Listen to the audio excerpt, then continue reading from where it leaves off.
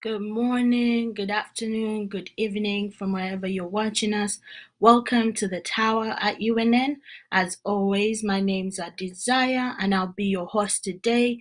And as usual, we have our guest in the back end. He's in the studio with us. Mr. Kintu is going to be with us today.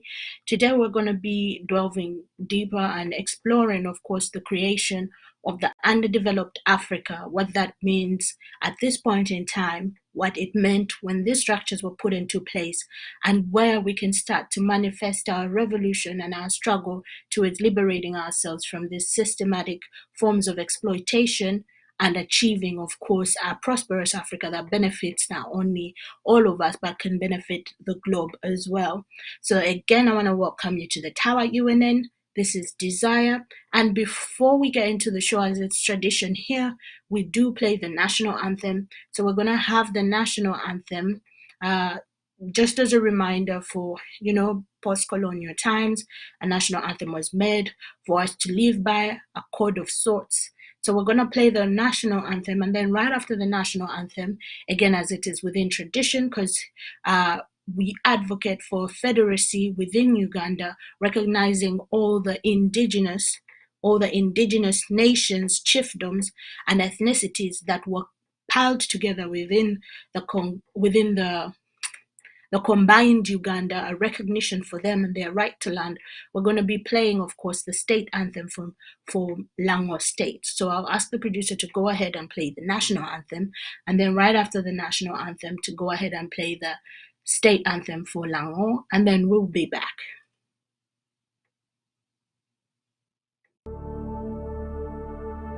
Oh, Uganda,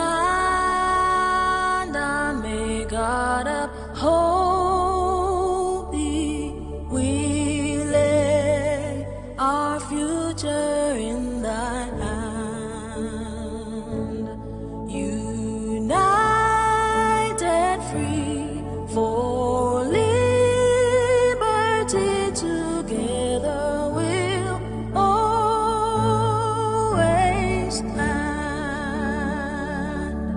Oh, Uganda, the land of freedom, our love and labor we give,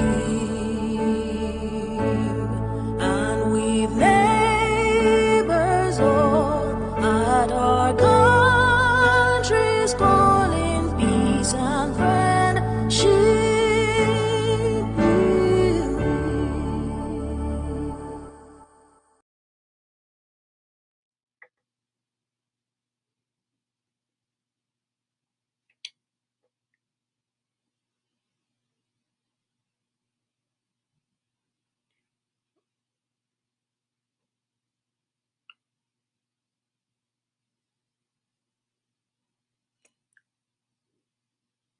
Welcome back from the national anthem.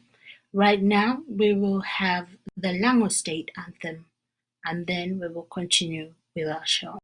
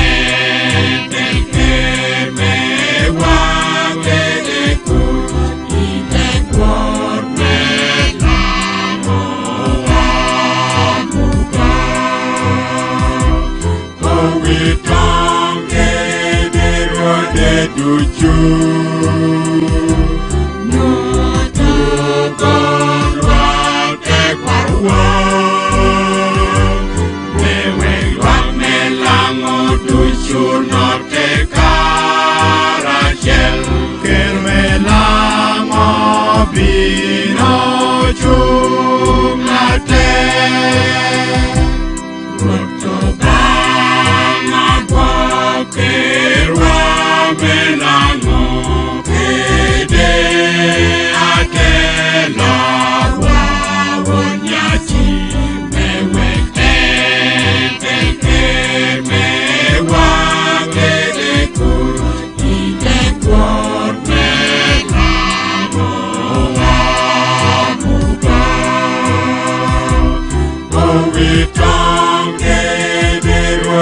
tuju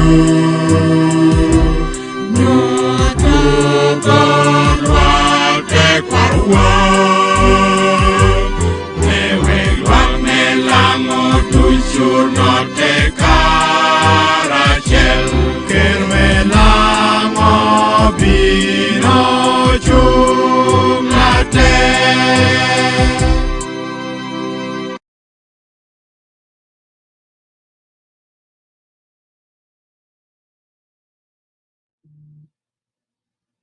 It's always good to remember all different states or ethnicities that exist within, of course, Uganda, and also to uphold the tradition and especially the tradition of revolution and resistance that these different groups have brought against what has the doom that has been unleashed on us. And of course, for Lango State, we remember the Lamogi Rebellion and how in that rebellion, for 12 years, fought off the British imperialists from colonizing the area, and they refused to give in until, of course, the British unleashed violence and genocide on the Lango people. But without further ado, I would like to invite our guest today, as always, Mr. Kintu, to uh, to give his greetings to our viewers. Without further ado, Thank you very much, Desire. Good afternoon, good evening, everybody. It is so nice to be with you on this wonderful, warm Sunday day. As always, to be able to share ideas that will build our country. Hamjambo wasikilizaji popote mulipo, tumeshukuru sana kukutana na nyinyi siku ya leo. Mungu ametubariki, tuwasiliane vizuri, tusikilizane vizuri, alafu tupate akili ambayo itatusaidia kujenga nchi yetu. Asanteni sana. Asante, thank you for that introduction, Mr. Chichu. Before we go into today's show, there have been requests for you to go over of the pathway or and let me call it the loophole that does exist for businesses in terms of what we discussed last week, the transaction with the Greenland Bank having access to, of course, the Uganda mill factory, what they could have done in terms of raising capital to be able to get access to capital to invest within that industry for our audience members. Yes, thank you very much. Last time when we were talking about the demise of Dr. Sulaiman Chigundu, we briefly mentioned a process that was going on between an American supplier and grain mills of Uganda. But people didn't understand. I know I've been approached by a few individuals to explain what this thing really is. Well, here in America, the government of America has been promoting trade with their fellow white countrymen like Europeans, Australians, Canadians. But this program was not revealed to the black people of Africa, Caribbean, or Latin America until one black American got employed in the Department of Commerce and discovered that something was going on. And so he used that facility to promote trade between America, Nigeria, and Mexico, and it generated over $400 million sales. This program basically helps our countries to generate capital without putting a penny in it. And I'll tell you how it works. You need a supplier of something that is needed in Africa, or let's say Uganda. And in Uganda, you need a company that is willing to buy it and resell it in Uganda. That company must also have a bank with whom they are banking. Like in the other day, it was the Greenland Bank. So I'm going to give you a scenario. someone would want to buy small tractors which can be used by a common farmer in Uganda. And there is a company here called Johnny Deere Company in Illinois, which sells those small tractors. That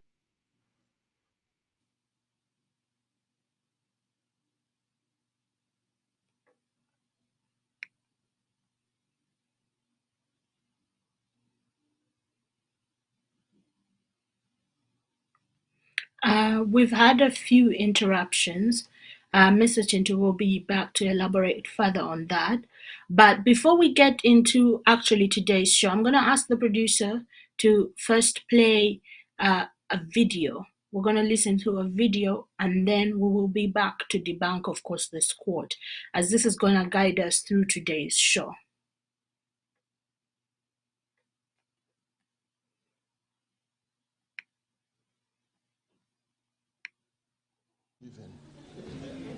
But if you will look at our struggle since the 60s, you will see nothing but betrayals by the petty bourgeois elements in our society. The African bourgeoisie is the most corrupt bourgeoisie in the world. In Africa, they seek luxury in the midst of mass suffering. There are more Mercedes in Africa than in any other continent in the world. In America, as soon as they arrive at a position based on this blood of the people, they snatch that position and run away from the people. But you must not think that they represent the people. They only represent their opportunistic self, using the people every step of the way. So you must not be confused. It must be clear then, for the 60s, the class struggle in the African Revolution must be more ruthless and uncompromising than in any other revolution. Here then the masses must come without pity and without mercy to trample upon these reactionary pigs who, after the people have gained struggle through their blood, come to hand back the gains on a silver platter to the very enemy the people fought. This will come as a natural consequence. The people themselves are everywhere screaming that it's time for them to deal with these reactionary pigs. Even in America, they say, our leaders must be held accountable. They're only saying here that these people must be accountable to those who made it possible for them to get there. Thus, not only is the revolution inevitable, but it is clarifying itself and it is qualifying itself. For the African masses everywhere, the clairpoised position now for class struggle has become inevitable and irreversible. The petty bourgeoisie everywhere will be running for cover, but the masses will spare them not. Consequently,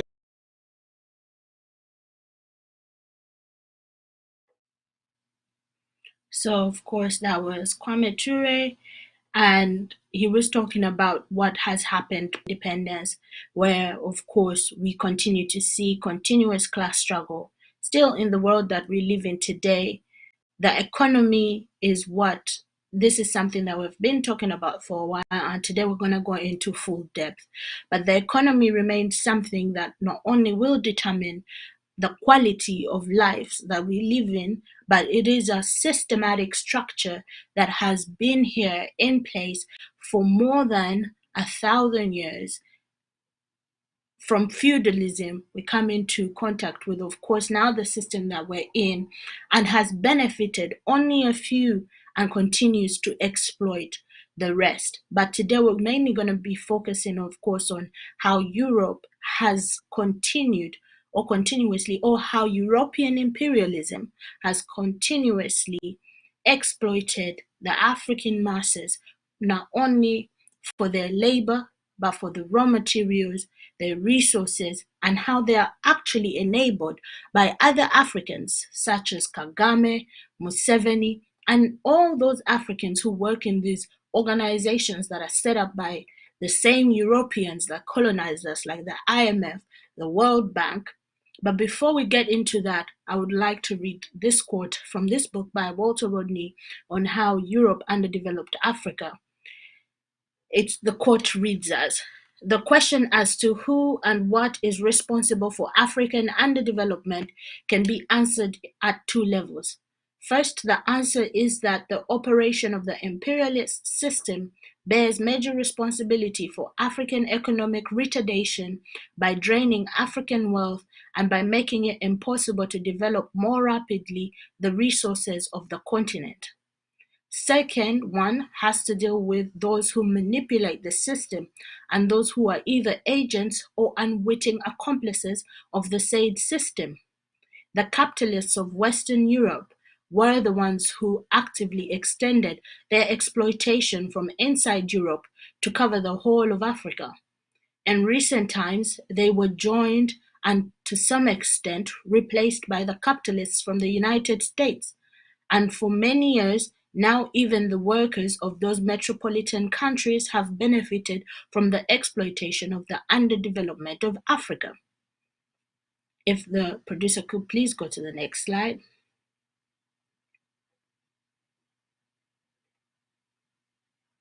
But this is what I find most important about this quote and very relevant to us today as Africans and as people who look to rebuilding, of course, a form of nationalism towards Pan-Africanism. Walter Rodney continues to say, none of these remarks are intended to remove the ultimate responsibility for development from the shoulders of Africans. Not only are there African accomplices inside the imperialist system, but every African has a responsibility to understand the system and work for its overthrow. So the task remains ours to carry out, the burden remains ours to carry, and only us are within the strategic position to overthrow this system that has been put on our backs, that has been thrusted on us to live in the underdeveloped world. It is upon us to then overthrow that system, because if we do not, the systems that are put in place are intentionally drafted to work the way how they work. So for example, as we wait for Mr. Kintu to return, we will go to the next slide.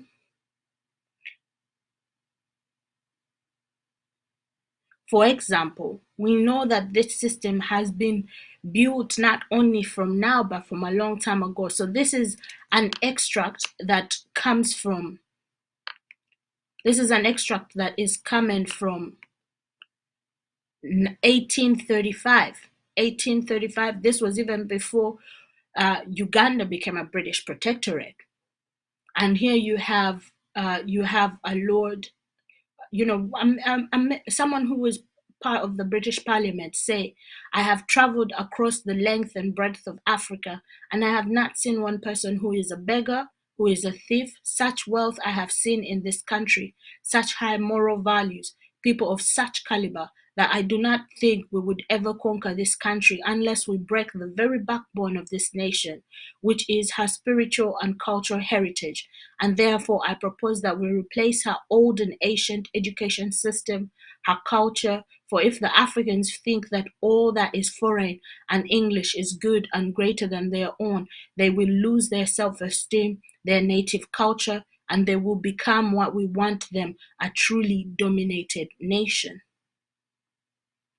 We continue to live within this matrix that has been created, that allows for not only the exploitation of our minds, bodies, and culture, but also allows for the exploitation of our resources to our demise, because our resources are only exploited to benefit those few European nations that have come together in a collective colonialism. We have not left the era of being colonies, but are now led by puppets and zombies that masquerade around as though they are leading nations that have a form of self-determination. Because if Africans had self-determination, we would have a unified African continent brought together in federacy. But that is still something that we hope to achieve with our generation, that has a dream that has not yet come to pass, for the economic strengthening of the African continent. We have seen leaders being executed by NATO, all these international agencies, such as Gaddafi, because they promised an African currency. Africa is where the imperialist power wanted to be. And if you want to know the imperialist power, we're talking about the US. England, France, Germany, Japan, Australia, Canada. These are all former colonies. Let there be no colonizers, sorry. Let there be no confusion about the form of theological backing that backs their continued colonization, not only of places such as Africa, but also of nations that they have imposed themselves in, for example, Canada and the US. But recently, now putting this back into our present day and what's happening recently, and as we'll see on the next slide, it was the US mission in Uganda did release a statement on Twitter, and I thought this would be important for us to explore. And that statement said, this day, 18 months ago, Ugandan security forces killed more than 50 people.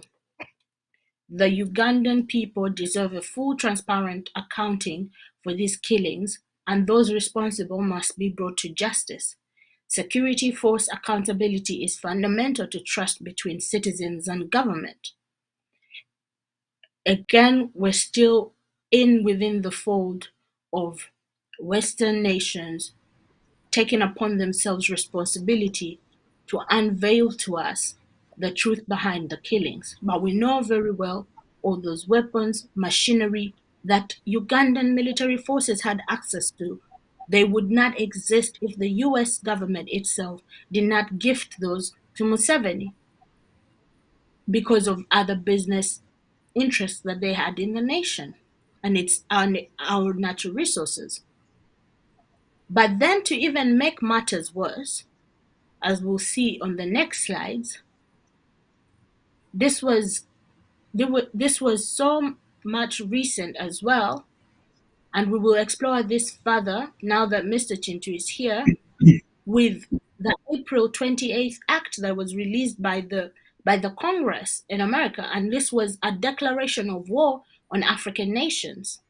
But before we get into all this, question yourself if the same nation that is suggesting to resolve our national security problems is waging war on us as a people, and again has now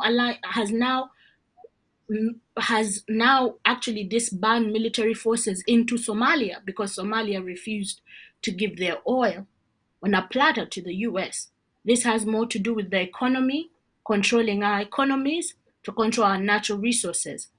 Because imperialist structures have a fear that without access to our resources, they cannot live the luxurious elitist life that they have lied to the world that we can all have access to. So the anthem of the day remains, control African minds to control African minds. So Mr. Kintu, I'm sorry you were cut before, but welcome back, and I will heed the stage to you to continue with where you had left off.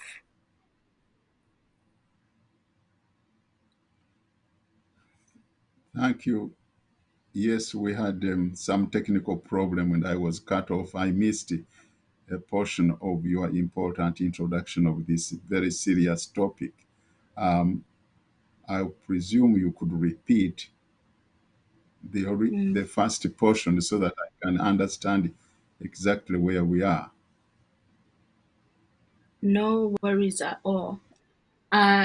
We started off, I'll ask the producer to just go back to the second slide because that is of utmost interest. So we started off, of course, with a quote from one of Walter Rodney's books, which I recommend to every African who is interested in ways that we can liberate ourselves because it's only within our economic structures. So the first part of the quote, he talks about how we can continue to blame the colonizers for draining and exploiting us. But this one, I think, is of utmost importance. It says, none of these remarks are intended to remove ultimate responsibility for development from the shoulders of Africans. Not only are there African accomplices inside the imperialist system, but every African has a responsibility to understand the system and work for its overthrow. And from there, we gave a historical background of of course, when the explorers and the missionaries were visiting the African nations, and they decided that Africa was so blessed in all avenues. We had the wealth, we had the moral values and the culture, and we were progressing in a history trajectory of our own. The only way possible was to break us through an education system that would eradicate our self-esteem, to make sure that we have no confidence of any sort. And mainly, that was to show that everything has been intentionally planned, not only now of recent, but throughout European history and its relationship with African people.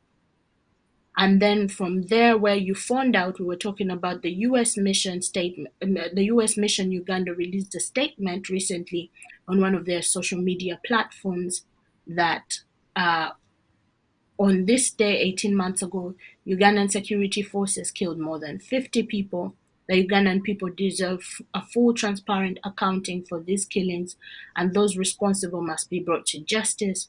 Security force accountability is fundamental to the trust between citizens and government. And this was to show, of course, the game and the contradictions that still exist and are being used not only to manipulate us, but to continue these forms of exploitation. That is how much we had covered thus far. Yes, there is a book, How to Make a Slave. And in that book, the man says, once you have controlled the mind of the person, you don't have to show him the back door through which he has to enter. He will find it Mm, himself. And if it is not there, he's going to make sure that there is a back door through which he can enter. A mind is a great thing to lose. mm, Many of our people have lost their minds, or they have surrendered their minds to be controlled and to be manipulated. It's not what they say. I mean, the embassies can write these wonderful, soothing statements. Oh, the killers must be brought to justice. The government must be held accountable. At the same time, they are the ones who are pumping weapons into the arms of those people who are actually killing us with the same weapons which have been delivered to them last night. Now, mm, it's not what they say that we should listen to, it's what they do that we should watch. And we should never mm, allow our minds to be manipulated, controlled, deformed, and sometimes even obliterated. I was talking to a friend of mine who just came back from Nairobi last night. He said there was a shortage of petrol. And he told me that when he found petrol, he was paying to the equivalent of $2 a liter. Now that's not even a gallon, a liter. And here we are now where I am. We are complaining because now the price of petrol is around $4.50 a gallon, which mm, here it's a lot of money. But when you compare it with the price in Nairobi, that's nothing. Okay. And at the same time, I can just pull in the petrol station and put in gasoline. Over there, you have to line up for 3-4 hours waiting to get 10 liters of petrol, which you are not doing here. Now, why have we allowed ourselves to be made fools out of? mhm, This is the way I look at it.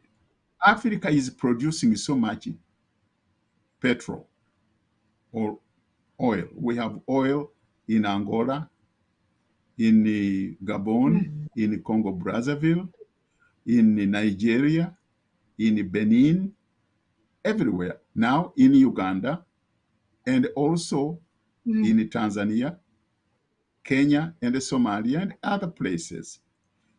And can you imagine? We are drilling oil from Uganda and we are borrowing money to pump it in a pipe. And that pipe is not a cheap proposition. From all the way from Acholi land and Bunyoro through Tanzania to Tanga, put it on a ship, take it to the Mzungu country, refine it, and bring it back. And one day we are going to be told there is a shortage of petrol in Kampala, and the people are lining up for days to get petrol at a high price. Now, this is like me, I'm a Munabudu. I grew up in the village. How can I make my pombe, my mwenge, local brew, spend time making it, carry all the carabashes of my pombe, take it to Chotera town, sell it to those guys there, and then tomorrow I want to have a drink, then I have to ride back to Chotera and buy it from those people. And they can tell me, oh, sorry, we have already sold to people who came from Kochi and the Kannabulem. There is no more drink now left. And I come back home really frustrated because I cannot even get one bottle of the same pombe which I produced myself. Isn't that mm, stupid? That's what we are doing. This is our mm, oil. We are sending it to the Mzungu to refine it and make billions out of it. And then we are sitting here and asking him, please, can you send us more petrol? Because we need petrol to run our cars. Then he tells you, oh, mm, now I have a shortage. You can't get it. That's why you are lining up. Or you are only going to get, 10 10,000 gallons for the entire country. When we could have mm, refined it ourselves, and we can, because the people who can refine it, the machinery which can do that in Acholi or in Hoima is there. It's only for you to come up with the money and buy it. And we can negotiate buying it, refine it in Uganda, then make sure that there is enough supply of petrol for our people, and the rest we can export to other countries.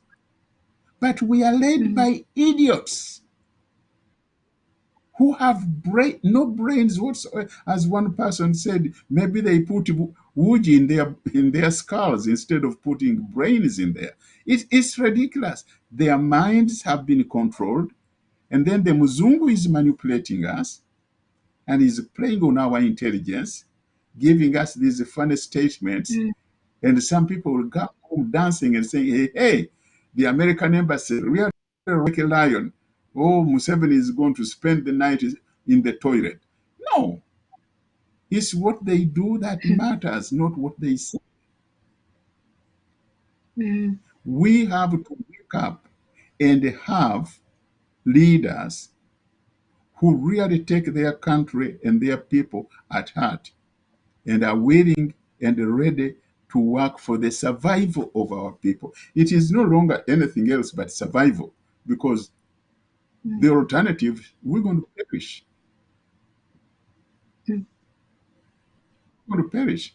Don't trust these statements they issue. Trust what they do. Who is training these killers you are talking about? Who trained mm, them? In which skills? There used to be a college in Georgia called the um, Military College of the Americas. I think that's what they used to call it. When people found out that this military camp was specifically for Latin American military personnel, no others. And all the dictators that screwed up Latin America were all graduates of that school. mm, Peace loving people demonstrated and they demanded the closure of that damn school. And they closed it because people screamed loud enough. Now, Leavenworth is becoming another training ground for people. If you notice, that's where Kagame went to school. That's where Muhoozi went to school. That's where Kayihura went to school. What did they learn? How to kill innocent people, how to terrorize us. This is what they teach them. It's not, it's incredible. And they come out as real puppets. Even the word puppet is not good enough. We have to figure out a stronger word than that. They come out and they are towing the line. They are doing exactly what they were taught. And then at the same time, they are saying, oh, we have to hold these people accountable for their crimes. Have they ever done it? You show me one person they put on the carpet for that crime. No, none. More money is being pumped in their hands.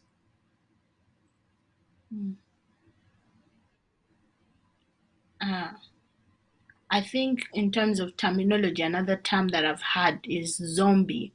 They're zombies. They just do what they're told, and they're actually flesh eaters because all they do is feast on the blood of Africans because that's the job at the end of the day. But before we get into today's topic, I'm going to ask the producer to first play the video that we started with, and then from that video, we can get into the video of today. Of course, that's guiding the show. So if a producer could please play those ones.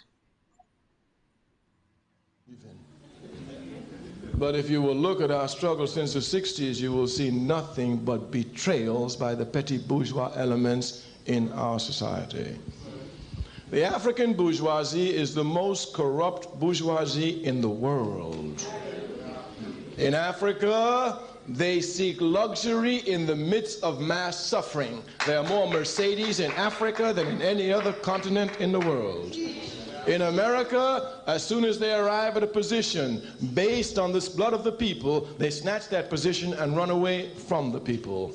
But you must not think that they represent the people. They only represent their opportunistic self, using the people every step of the way. So you must not be confused. It must be clear then, for the 60s, the class struggle in the African Revolution must be more ruthless and uncompromising than in any other revolution. Here then the masses must come without pity and without mercy to trample upon these reactionary pigs who, after the people have gained struggle through their blood, come to hand back the gains on a silver platter to the very enemy the people fought. This will come as a natural consequence. The people themselves are everywhere screaming that it's time for them to deal with these reactionary pigs. Even in America, they say, our leaders must be held accountable. They're only saying here that these people must be accountable to those who made it possible for them to get there. Thus, not only is the revolution inevitable, but it is clarifying itself and it is qualifying itself. For the African masses everywhere, the clairpoised position now for class struggle has become inevitable and irreversible. The petty bourgeoisie everywhere will be running for cover, but the masses will spare them not. Consequently,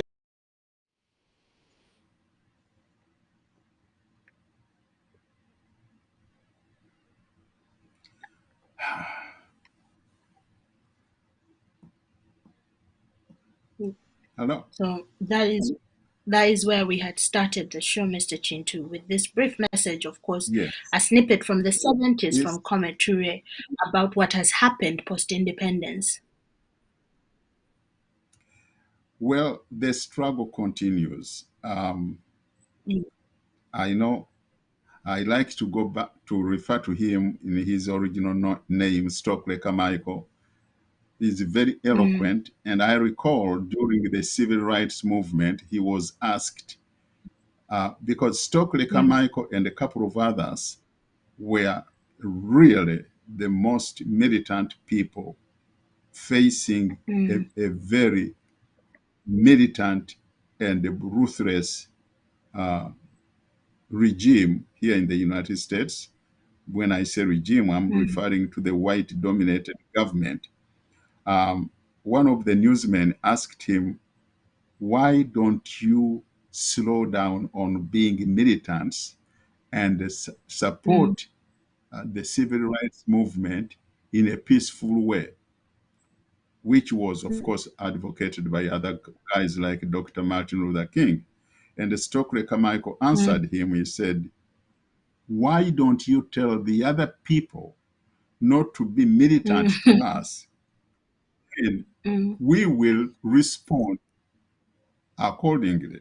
But if the other people are going to face us with the military force, shooting at us with the wild police dogs, tear gas, and water cannons, we are going to defend ourselves the way they are dealing with us." The interviewer shut up, never said any other word. He's mentioning the bourgeoisies in Africa. And the good thing about it, Museveni himself, I don't even know which dictionary he uses. He referred to himself as a bourgeoisie, thinking that that makes him feel good. Of course, Stokely Carmichael is explaining, we have these bourgeoisies. You see more Mercedes Benzes, they live in luxury. You remember the state house he lives in is not the old state house where people like President Lule and Binaisa lived. He has made a real palace for himself, which we are going to turn into a museum anyway. So that's good. He built a wonderful museum for us. Look at the way they have amassed wealth. Well, not amassed, they have stolen everything they could get their hands on. And these Muzungu people, they see all these things and they don't care. They are seeing our people being butchered every single day. And it reminds me of what friend Ramsey Clark, who used to be U.S. Attorney General during the Kennedy days, he told us that people's lives are dispensable. These people have no value in our lives. It is like me driving my car on the road, and for some reason I hit a squirrel, which would have been crossing the road. I don't turn around and say, "Oh, sorry that," or maybe the police will arrest me for having killed a squirrel. No, a squirrel is a squirrel. I crush it and keep on driving. That's how they view our lives. Whether they are trained dogs, the Kayuhuras, the Mhozis, have slaughtered 2,000 Ugandans, these Muzungus don't care because our lives do not have value as far as they are concerned. The only thing they are concerned with is, have we told these murderers to go in Congo and get for us what we want? Have we sent them to Somalia to get what we want? As long as that has been done, if in the process 10,000 of you black people have been killed, like they have done in Karamoja. Have you heard anyone in the Congress screaming that Karamoja are being slaughtered? No. Did they scream when Achoris were being slaughtered? No. It's only some of us Ugandans who screamed. And even when we did, they didn't give a damn. They don't care. I want to, before God calls me off this planet, I want my fellow Africans to understand that as far as Muzungu is concerned, you ain't nothing.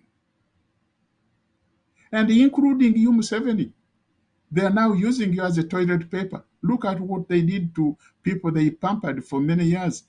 I remember,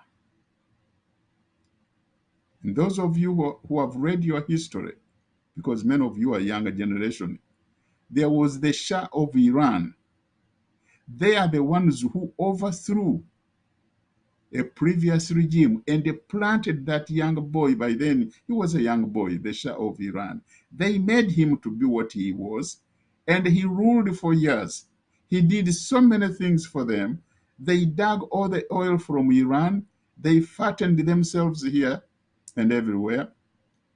But when they got tired of him and the Ayatollah moved in, because Ayatollah was able to amass a lot of indigenous support to get rid of the Shah, when they found that he was no longer useful to them, They dumped him. And I remember when he fell sick, he wanted to come to America for medical treatment, and they denied him a visa.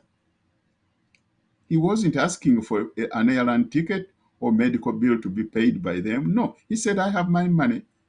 I'll come by my own aeroplane and I will pay for the medical treatment. They said, we are not even giving you a visa. He died in Cairo. And the statement he made before he died was to the president of Egypt. He said, my brother, let me tell you, I think his name was Anwar Sadat. He said, let me tell you, never, never trust these people. I'm going to die, and I always believed they were my friends, and look at what they have done to me. Now we are even wondering whether that illness was man-made or natural. And the guy died. Look at what they did to Mobutu. When he was running to catch the airplane, even his diapers couldn't make it into the airplane. They were strewn all along the runway. And he died and was buried in Morocco. They forgot all about him. But when they were still pampering him the way they are doing to this Munyarwanda of ours, oh, he thought he was up in the sky. Never trust these people. Always know who they are and what they are after. It is up as you Africans to guard against this kind of exploitation. I support what Stokely Carmichael has been saying. I know he has stood on those words all his life. We have to be out for ourselves. We have to know ourselves. We have to defend ourselves. We have to be on guard. And we have to know who our enemy are.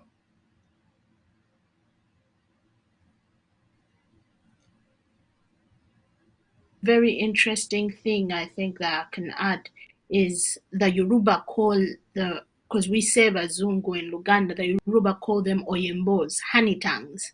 They will lie to you. What they say always sounds sweet, but isn't sweet at all. It's a bitter taste. So they call them Oyembos, which means the honey tongues. They are liars. They never say the truth. Even one time, same words by, of course, Stockley, he said, even when they tell you the truth, they are lying. They lie all the time. Once we accept that we're being lied to and deceived, then you can start to reorganize your brain and then look for a solution. Without further ado, Mr. Chinto, I think we're going to go into the video that we intended to talk about today.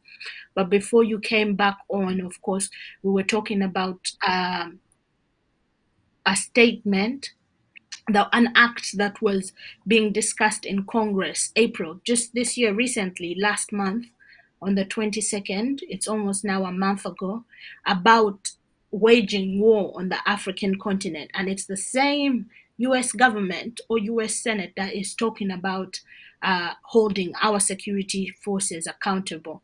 And they are the same people right now heading to Somalia because Somalia won't give them oil.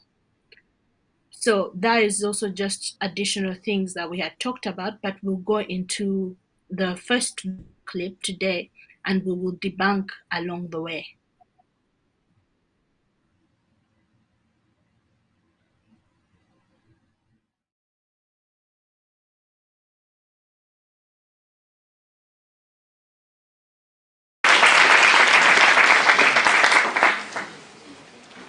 So I must thank the Critical Collective again for inviting me. I thought they never would after the last bad thing that I said. I must have upset lots of people, I'm sure. Every time I make a presentation I upset lots of people, but never the Critical Collective, so we must be thinking alike. I congratulate them, really. It's amazing to see so many people here. And I also congratulate scholars for linking again with Critical Collective. It's been some time, and I hope this partnership continues and flourishes, because this is just amazing to see the number of people. I have to apologize for two things. The first is, I have to apologize in advance. I'm not an expert on Africa. What I'm going to offer you, perhaps it's not enough, but it's some commonsensical observations. I hope it's common sense. But sometimes it's better not to be an expert, you know, to be able to see things from slightly afar. The second thing is, I'm wearing the wrong trousers. I was fixing my bike, so I wore my old trousers, and so please don't video this part, because my wife will immediately divorce me. Okay, so what I'm going to try and do is just give you some charts and a couple of tables, just to paint a little bit of a picture that you already know. Okay, so what this presentation is fundamentally designed to say is this. Africa, historically, sub-Saharan Africa, has been fundamental to the global prosperity of the advanced countries. Okay? And Africa had a role to play. It has a role as a raw material producer. We will not allow sub-Saharan Africa to escape that. Okay, we do everything to keep sub-Saharan Africa where it is, also impoverished. It's absolutely vital for the prosperity of everyone else. So let's get clear about that. Okay, and this means all the economic structures, all the global institutions, and the economics we teach everyone is all designed to keep Africa exactly where it is. And whether it is Europe or US or now China, it's always the same. We need Africa to be impoverished because we need those raw materials and we need them dirt cheap. Okay, so that's the message. It doesn't mean to say that there's nothing Africans can do. Of course there is. Okay, but this is the opposition that they're fighting. This is what it's about. Because if Africa does do something different, I assure you living standards of all those in Europe and North America and Asia is going to fall. Okay? And that is a big price to pay.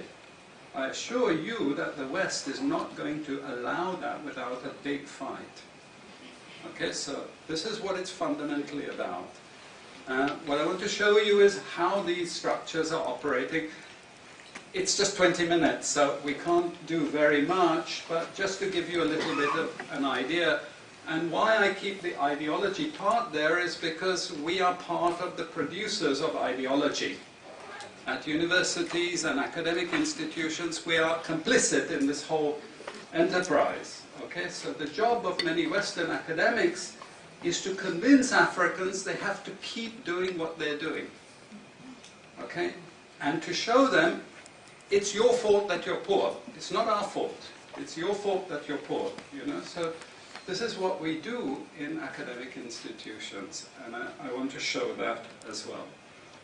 Let me just start. This is what it's basically about, so you know what it's about. But I want to just show you the extent to which Africa is specializing in the production of raw materials and basic agricultural goods.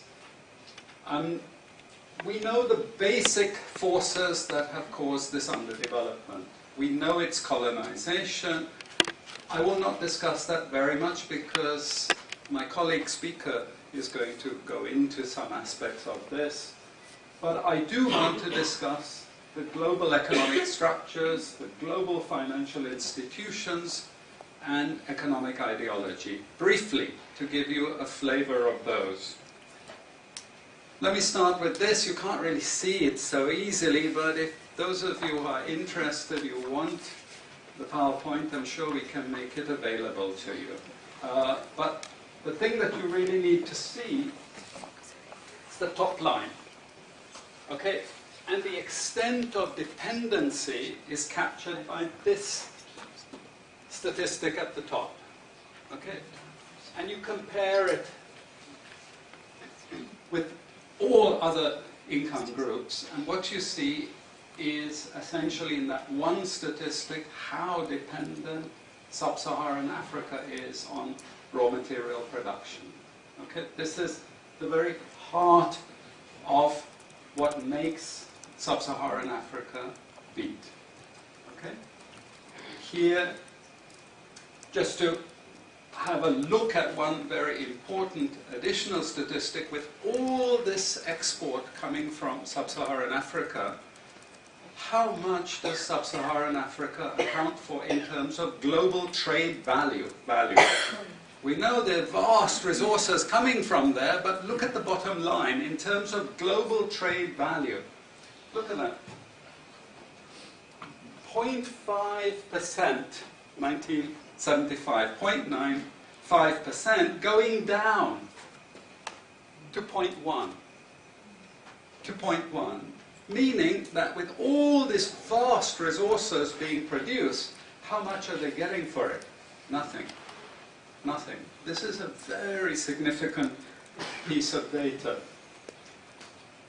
Then I just want to show you what has happened to sub-Saharan Africa, because what we know, and from all studies, no country ever develops without manufacturing. Okay, producing raw materials will not take you anywhere. Producing basic agricultural goods will not take you anywhere. And let's have a look at how much manufacturing activity takes place in sub-Saharan Africa. We can look over the last 15 odd years, 15, 20 years.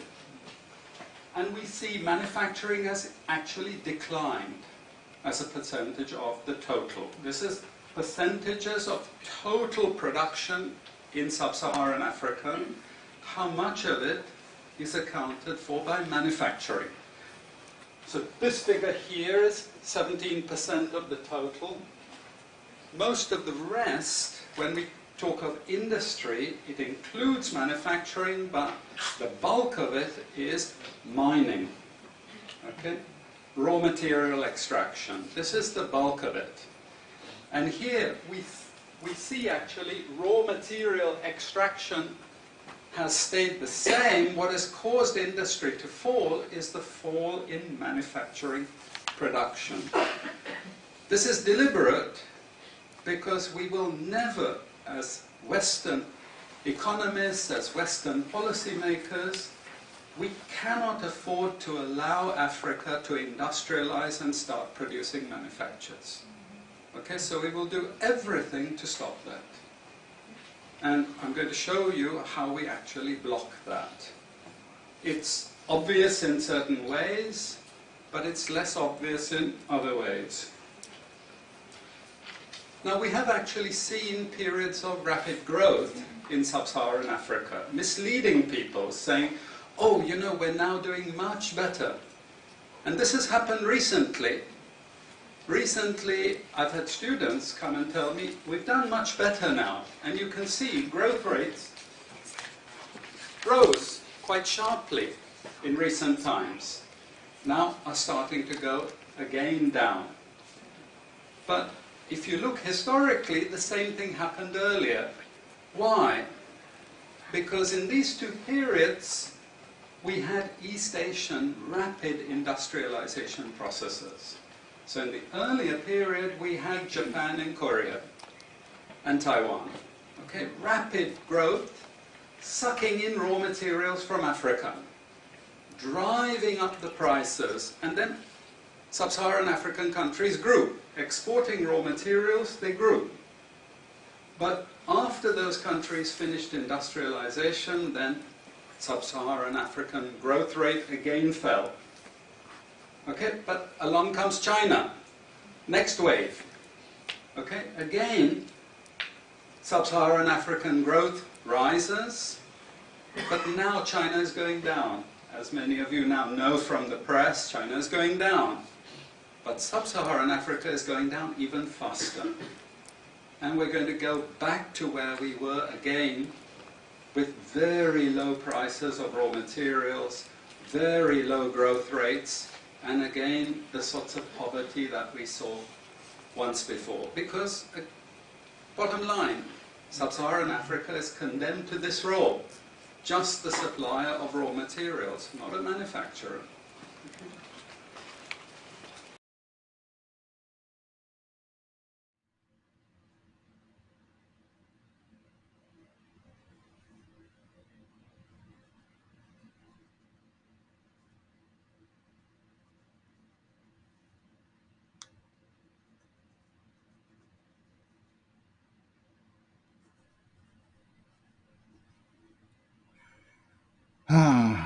Hello? Oh, sorry, I did not reckon that I was muted this whole time. Yeah. That's apologies. Yes. But as I was saying, there's not much that can be added to much of what the orator is saying, because we do see and feel the consequences of these words that are being laid out to us. But there's just a few pointers that I wanted us to elaborate for our audiences, especially because, Mr. Chintu, you're an economist, so that people really start to understand how our liberation is within economic emancipation as well for all peoples. So he did mention, first of all, the prescribed role to Africans for us to specialize in the production of raw materials. If you could elaborate on that, and of course, Western hysteria about Africans industrializing and how long that has existed and where now it still exists and is going. Yes. Listening to that man's lecture makes me sick in the Mm, stomach because mhm, he reveals what some of us already know, but he makes it even much easier to mhm, understand. Now, you can understand where all this is coming from. Africa must mm, be, he has used the word condemned, must mm, be condemned to the role of being producers of raw materials.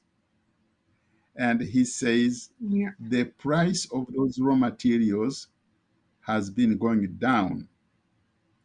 And then he goes on to tell you that as far as we all know, no country has ever developed without being a manufacturing country. You can grow all the coffee, the tobacco, the cotton, the cocoa. You will never develop. And then we started off talking about grabbing someone whose brains and twist them around to the point of being totally useless materials in your skull. While he was talking, I was looking at data here, whereby the Minister of Mines in Congo DRC, by the name of, in fact, it is good to point out these empty-headed pharaohs in the government, the Minister of Mines, Antoinette Nsamba Kalambayi, recently signed a grant to an Australian mining company called AVZ Minerals for a large lithium project in Manono territory, which is in DRC. And this company is going to put $545 million in this project. And to show you how stupid Africans can be, this minister feels like this is wonderful. This company is going to come with $545 million, as if that money is going to go into his mother's pocket. No, that money is in equipment, because this mineral, you need highly sophisticated equipment to dig it out of the ground. Now, what is going to happen to that ground after they have dug it out? The ground is going to be an empty hole where you can't even raise goats or plant cassava. All right?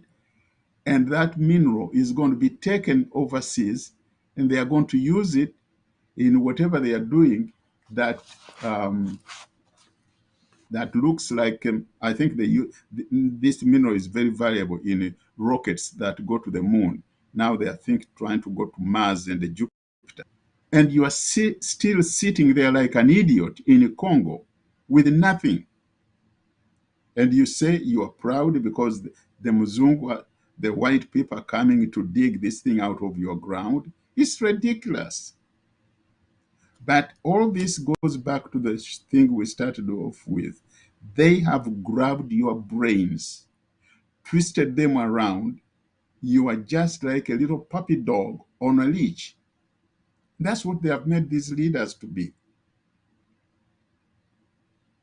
And I think we Africans have a duty to fight a revolution, as Stokely Carmichael was saying. We have to get rid of these bastards from our government offices. Let us deprive the foreign exploiters of local puppets with whom they are using to steal our resources. We cannot develop simply by producing more coffee, more cotton, more cocoa, more sisal for them. It can't work. Or digging out minerals. If you look at the development of Africa, especially after they organized this thing called the African Unity, when they destroyed the Organization of African Unity and they put this African Union, I think that's what they call it now, whereby Thabo Mbeki was very instrumental together with some white people to destroy the old organization and set up the new one. Then they joined the World Trade Organization. Then they had all those crazy meetings. The new, I think they call it the new millennium. What has happened in Africa? Investment in mining has gone up. And investment in local production has gone down. In fact, in some cases, totally destroyed.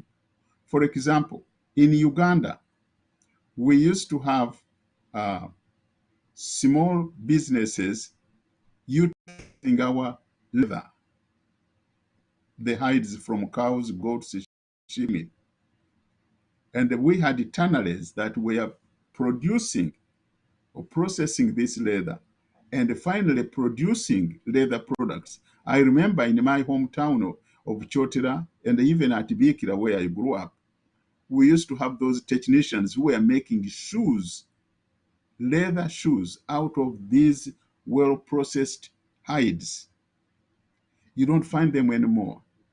All the hides, as soon as they take them off the cow, they are sold to Chinese. We have a monopoly of Chinese buyers. And then the price of hides has gone down to the point that some butchers, they say it's useless to collect these hides and sell them because the money I get out of them is not worth the effort I put in collecting them and take them to Kampala or wherever the buying agent is.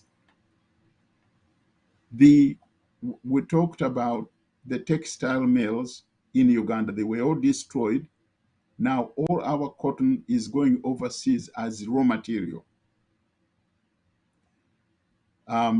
There are so many other small industries, including the banking. The only indigenous bank we have left now is Centenary. We had about 9 different indigenous banks. They destroyed them. Using these hooligans they put there in power, who are now killing us, and the Mzungu doesn't care. In Ethiopia, the same problem they are faced with. There was a pharmaceutical business that was really beginning to take off. It was totally destroyed. There was also leather business and the textile. They were totally destroyed. Now they are using material from Indonesia and the Netherlands.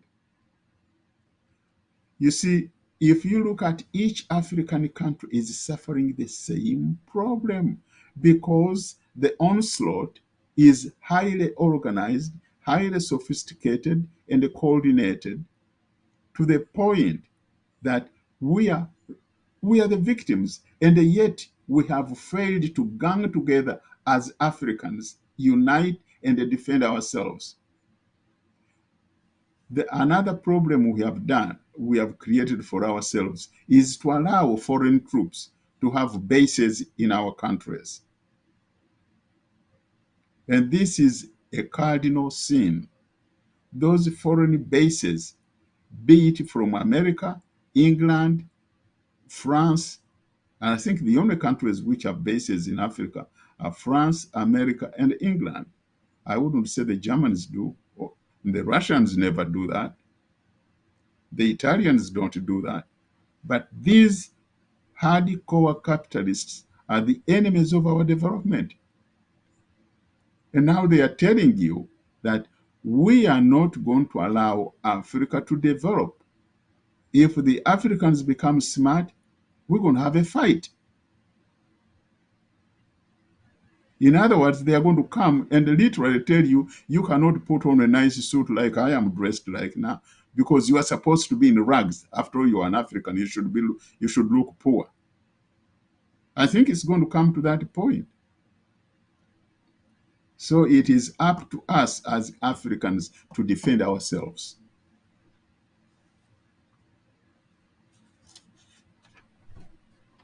I think as we're on that topic, if we could, before we get into the next video segment, uh, Mr. Chintu, I wanted us to talk also a little bit more about the setting that the orator talks in.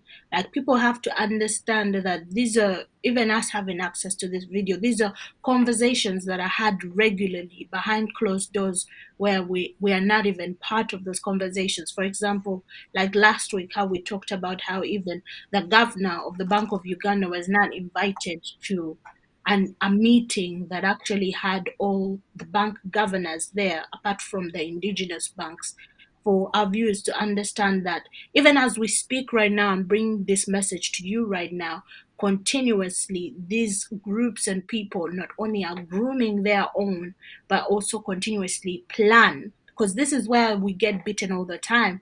We do not plan for our own revolution.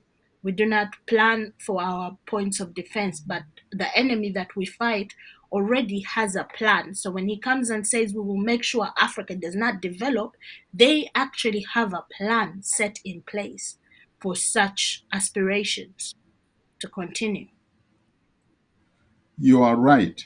There is an old saying, people don't plan to fail, but they fail to plan. You will never succeed in anything, no matter what it is, without having a clear plan for it. And this is where these people beat us. Many of our people are just reactionarists. They just react. When you react, you are dancing at the tune of your enemy. You have to come up with a specific plan and implement it and carry it out no matter what happens. Because when you have a good plan, you almost have an idea who is going to be my enemy, what is he likely to bring to the table to disrupt my plan. You have to anticipate those things and put them in consideration. For example, we had these people who belong to the Bazukuru ba Buganda not too long ago. This broadcast was in Uganda, and they said we have to be careful never to support or pamper or aid those people who might end up being our leaders. You have to be on guard who is likely to be your enemy. As they say, all that glitters is not gold. That's an old English proverb. Yeah. All that glitters is not gold. Watch out. But we don't. We react. And if you call some of our people, let's sit down and plan, oh, they don't want to hear that. They are just reacting and they want to scream, and they think screaming is going to lead them to victory. It never does. It never.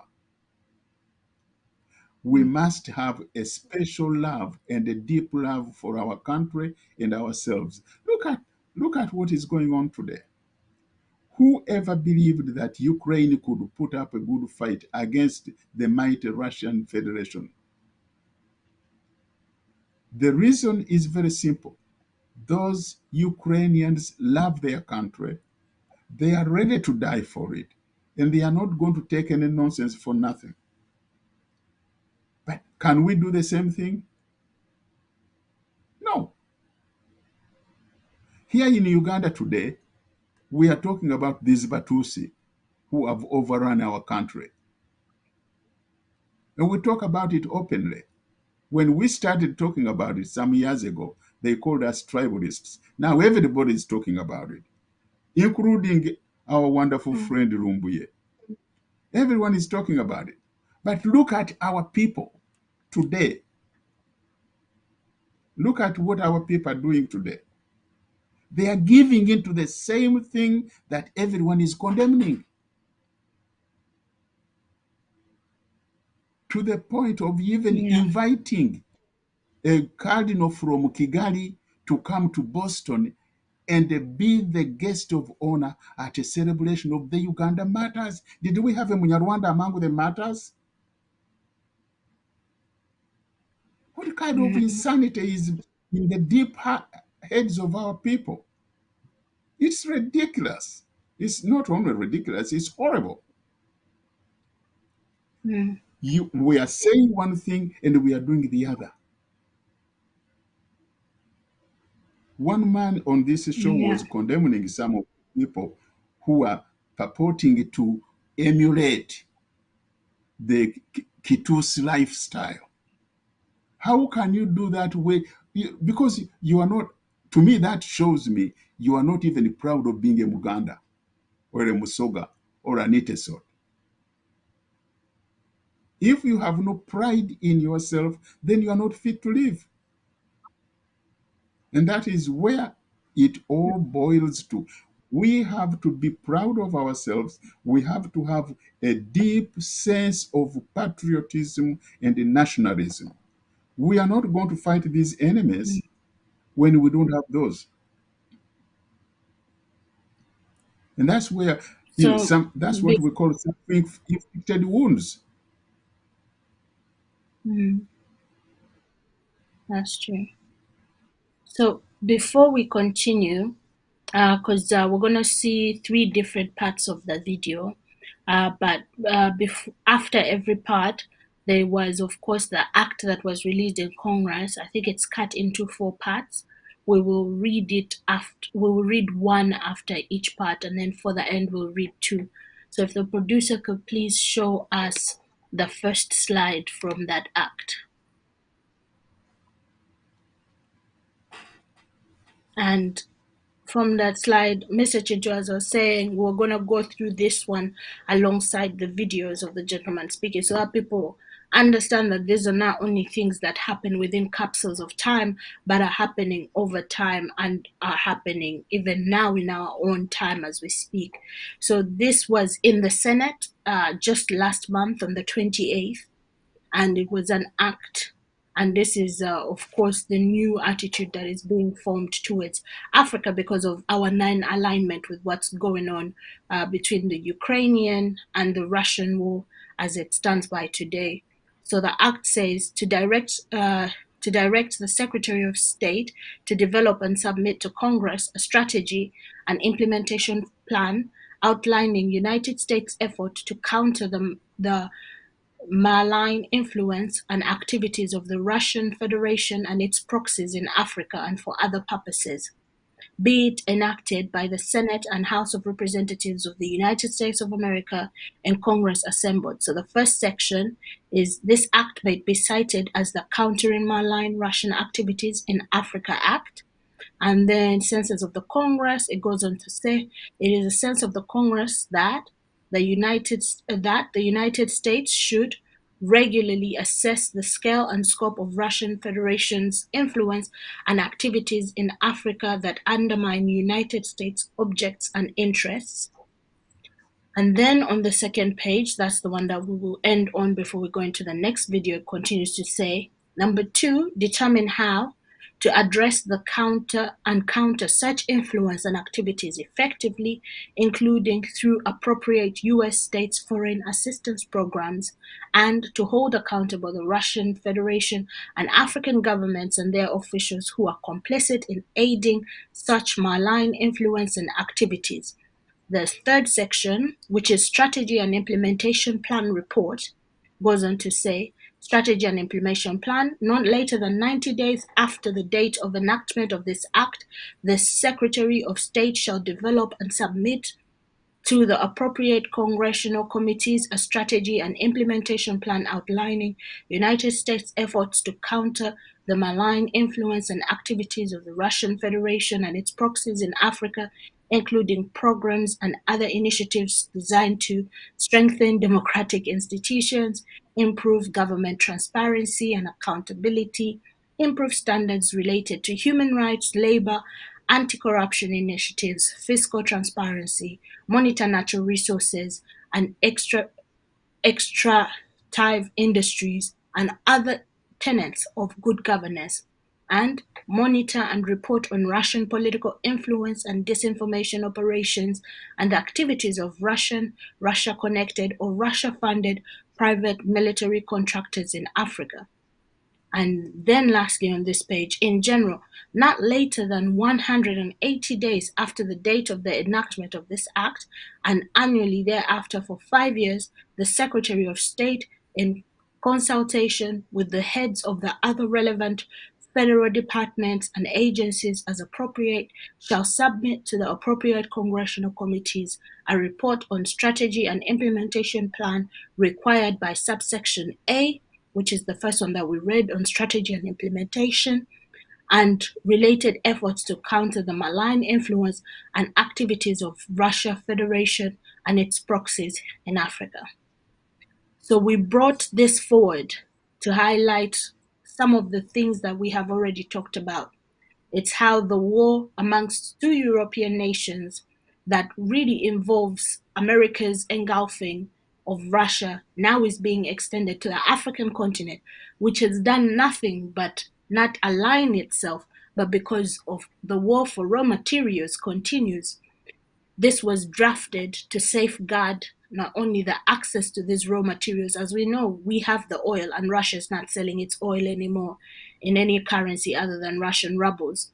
But Africa has oil that then can back the US dollar continuously and keep the dollar strong on the market.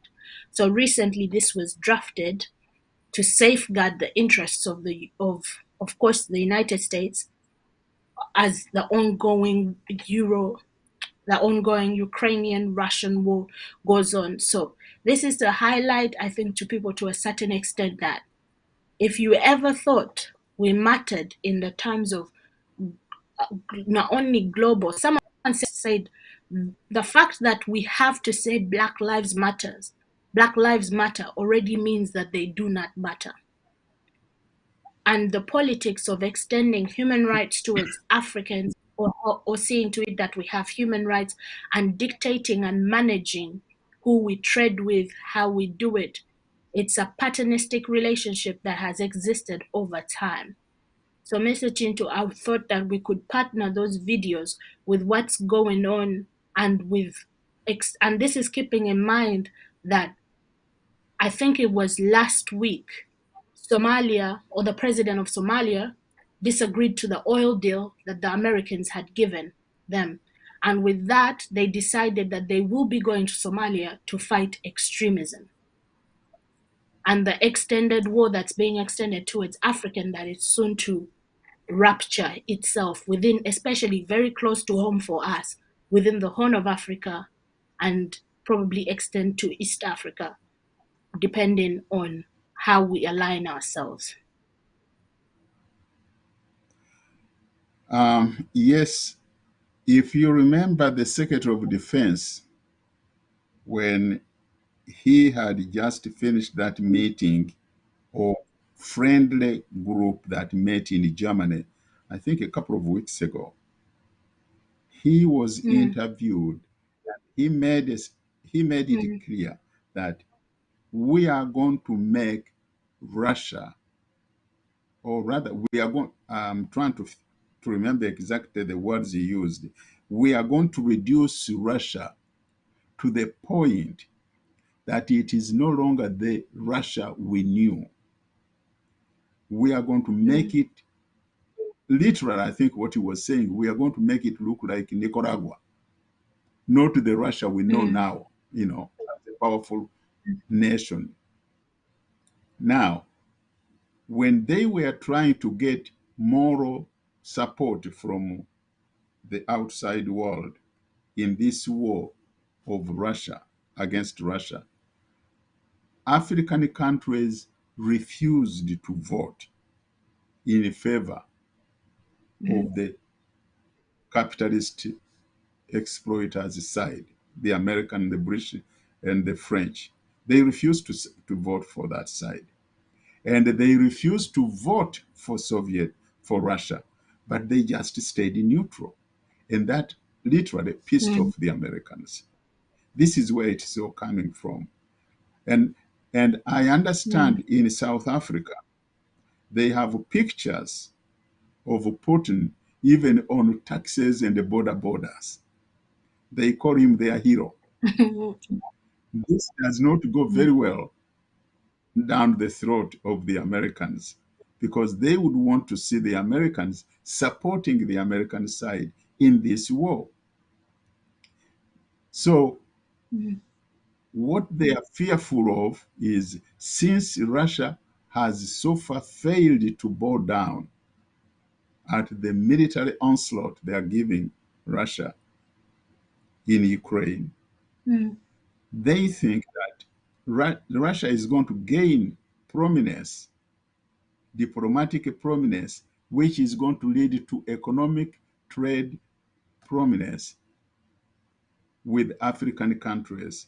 And if that happens, then Russia is going to have access to Africa's resources. mm, And if Africa gets access to mm, Africa's resources, it's going to exploit them the same way they have been doing.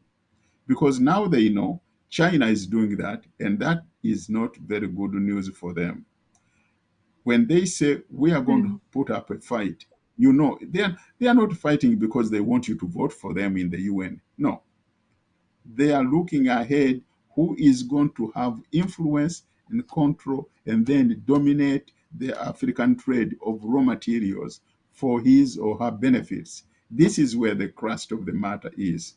Because if all this is over, mm, the African countries which have decided to stay neutral, not because they don't know what is right and wrong, but because they are leaning towards supporting the Soviet Union. I think someone said it very nicely. I think it was a South African who said, when we were fighting apartheid, it is the Russians who gave us mm. support. And you guys in the West were giving support to the apartheid regime. So how can Yeah. we now turn around and condemn someone who was sympathetic and friendly to us during our time of struggle? Now that Mm, is honest truth which no British or American would want to hear. This is where all is boiling down to. As the man put it clearly, Howard Nicholas, in that tape you played, that we are not going to let Africa get off the hook and industrialize without a fight. We are going to mm, fight for their resource. And don't be surprised mm, if you hear some government leaders being overthrown and assassinated in the next couple of months. It is going to happen because they can do it. And as all of us do know, there is no limit in these people's usage of violence, killing, stealing, lying, you name it. There is no limit. They can do anything because they think they're untouchables. But I tell you one thing, yes, you may think you're untouchable, but there is a God. And that God is going to find his way in to pay you back. That's why you see even their birth rate has started dropping down in most of these white people's countries. And if it continues going this way, within the next couple of generations, I don't know how these countries are going to look like. That's why we have this revolt here in America today. Those who are drifting towards Donald Trump is because they believe we whites are losing control of this country. These immigrants and these non-whites are multiplying left, right, and the center, and soon they are going to take over, and they can't stand it. So we are in a war of survival as species, if I could use that word. For them, they are using the word the Africans who look like they are drifting towards the Soviet Union, the Russian Federation, and then they say the democratic. They use that word very nicely. But what does it mean to That them? word. Whenever they use the word the democratic institution, the democratic way, they are talking about what this man, Howard Nicholas, is saying. For them, democratic means we are the ones in control, stealing everything you have and keeping you in poverty. That is democracy. But my definition of democracy is not like that. My definition of democracy is one man, one vote, respecting each one's life and respecting each one's view, and let people make their own decisions with respect to how they want to live, work, and govern themselves. Even if they choose to do something wrong, that's their choice because we have different cultural values, but they don't see it that way. We still are in the fight to get self-determination. With that being said, we'll go on to the next segment of the video, please.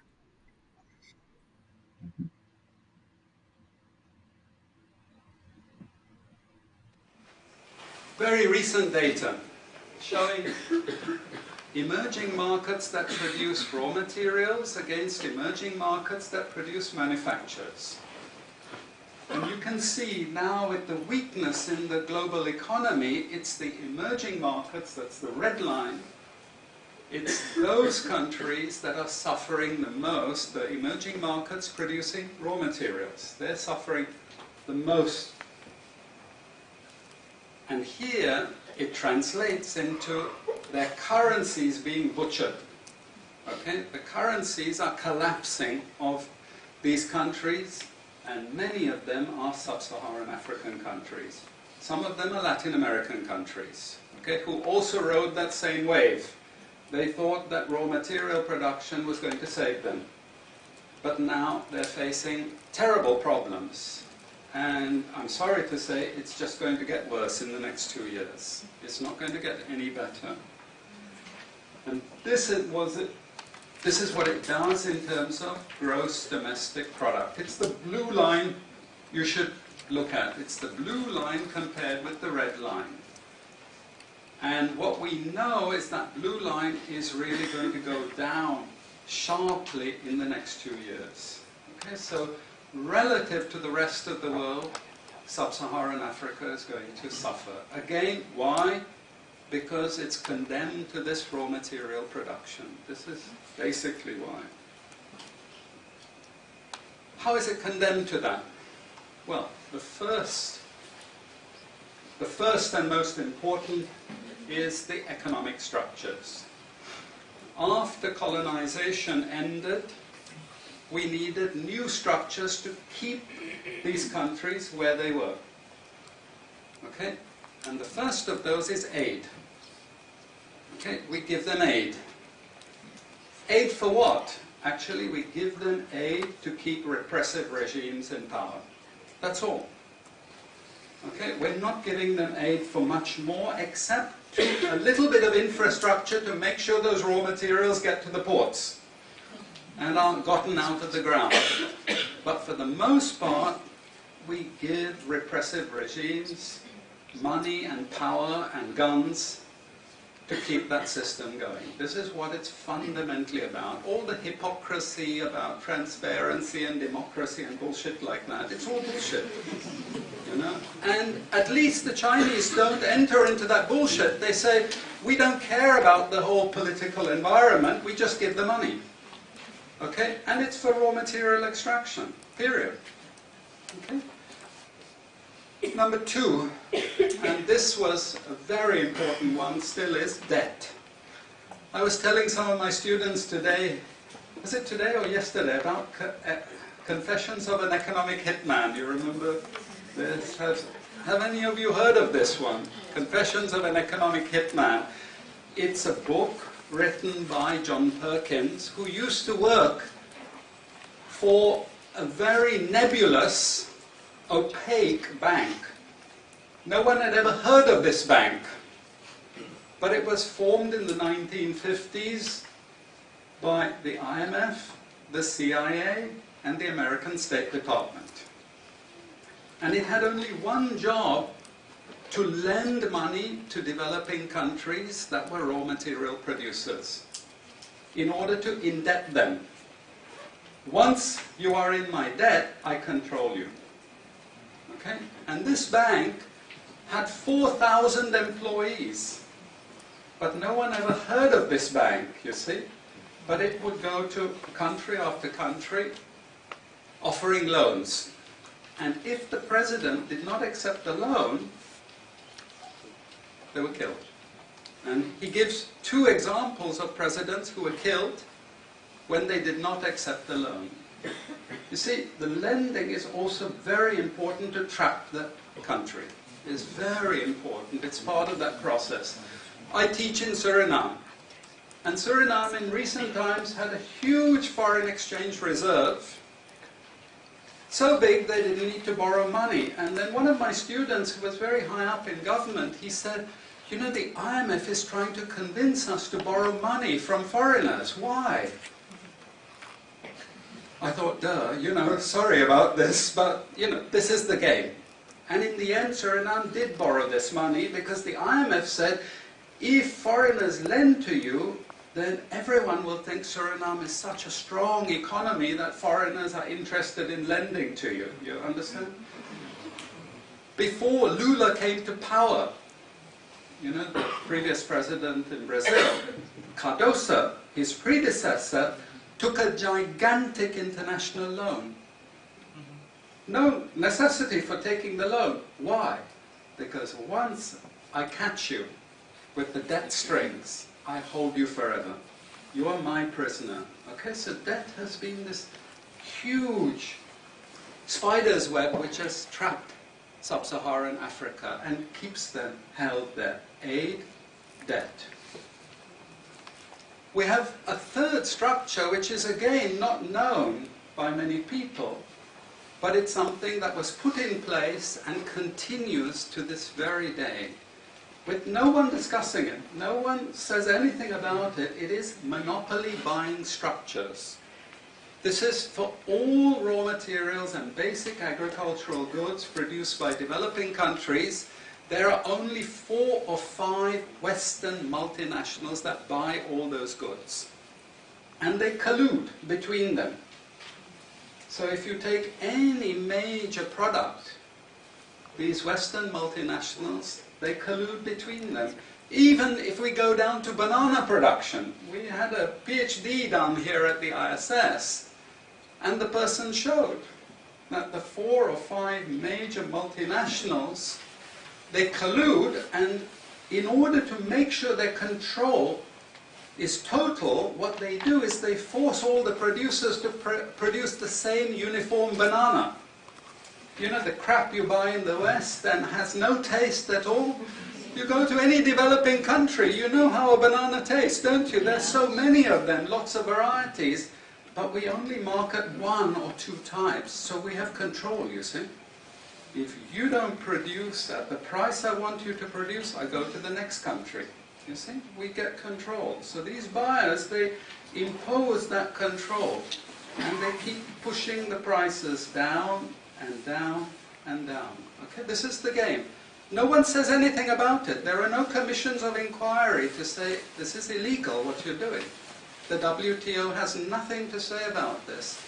But sorry to say, you know, if banana prices rose 10 times, especially for people like me who love bananas, okay, I'd protest.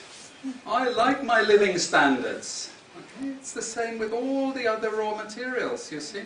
We're all benefiting, we're complicit. We're actually complicit in this because we will protest and shout out if the situation ever changed. Okay, now we come to those international institutions. And I must tell you this from the outset, don't think of them as wicked. IMF, World Bank, WTO. We always think evil creatures, horrible. It's not. It's just economics. It's economic warfare. The rich declare war on the poor. It happens everywhere. It happens in a country. The rich control the government. Of course they do. You really believe you have democracy? Come on. You know, I mean, grow up. This is not about people living in democratic systems. What we have is the rich control. The rich set up these institutions explicitly to control the poor countries. And they don't give them much room for maneuver. Which incidentally, when the IMF starts talking of poverty alleviation, you should also understand that there's another game there also starting to play, which I'm going to come back to later. But what do these institutions do? What does the IMF do? What is structural adjustment about? It's about making sure countries keep producing what we want them to produce. We make sure they have recurrent balance of payments problems. You notice these countries never get out of balance of payments problems. You notice that? Whereas countries that never took IMF support are always out of balance of payments problems. But the countries that are continuously getting advice and support by the IMF, they're always in balance of payments problems. Why? Because that's the way we keep our stranglehold on them. And that's what we have done. We have done, the IMF and the World Bank. And they've also done something very, very important. And that is they have destroyed the self-sufficiency of these countries. Colonization started it. Okay? One of the most important things is we destroy food self-sufficiency. Okay? And the World Bank continued it. They forced most countries to eliminate all food subsidies and food support. Okay? Because once you don't produce your own food, I increase my control over you. How do we know this? Well, very funny thing happened some years ago. Not so funny, actually. It involved starvation of a large number of people in Malawi. Okay? Many of you could remember this because it was really tragic. But the Malawian finance minister, who was under terrible threat at the time, suddenly broke ranks and he said, well, you know why we had this famine? Because one of the conditions of the loan given by the World Bank was we destroyed all our grain surplus stocks. Why? Because remember, we want you dependent. 1970s, the US Senate, the US Congress said, we will not allow Latin America to produce their own food. We will start a strategy involving the IMF and the World Bank to destroy food self-sufficiency of Latin America. Then they will indeed be our true backyard. And that's exactly what they've done. Look at all the Latin American countries. Look at them. They used to be food self-sufficient, but they're no longer food self-sufficient.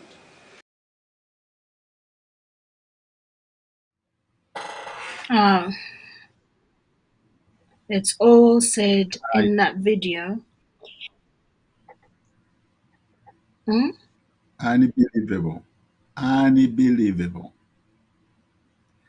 Well, it's Well, our reality self-explanatory. point. Well, first of all, this man is teaching their children who are Mm-hmm. going to be deployed in strategic services for their country.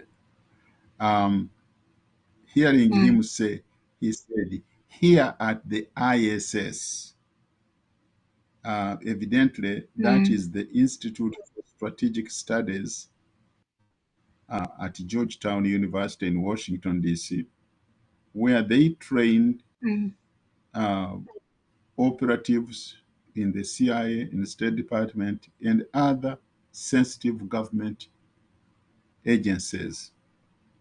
So it's not surprising. They are training their people to do what they want.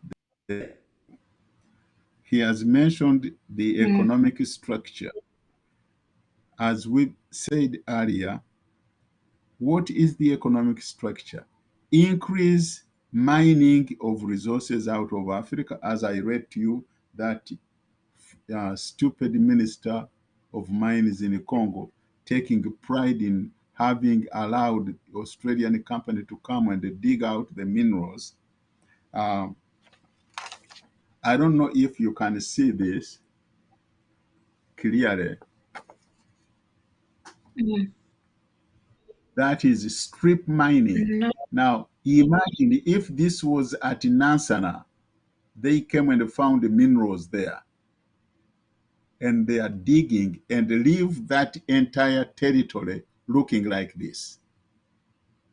This is what you're going to be left with when they are done. And you call that development? Mm-hmm.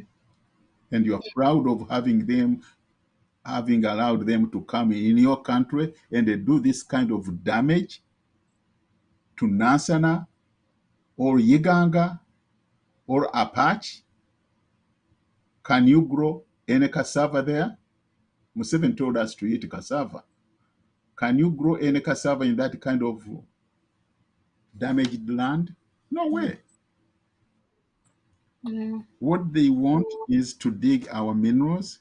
They will take them to their countries, become multimillionaires, and we are going to remain in that kind of environment. That's what they are doing to us. He has talked about aid, and I'm glad he brought that out because he said the reason why we give aid is to keep brutal dictators like Museveni in power, and we end up giving them money, power, and the guns. Guns to do what? To cure malaria? Hell no. Those guns are not curing malaria. To kill their natives. Mm-hmm.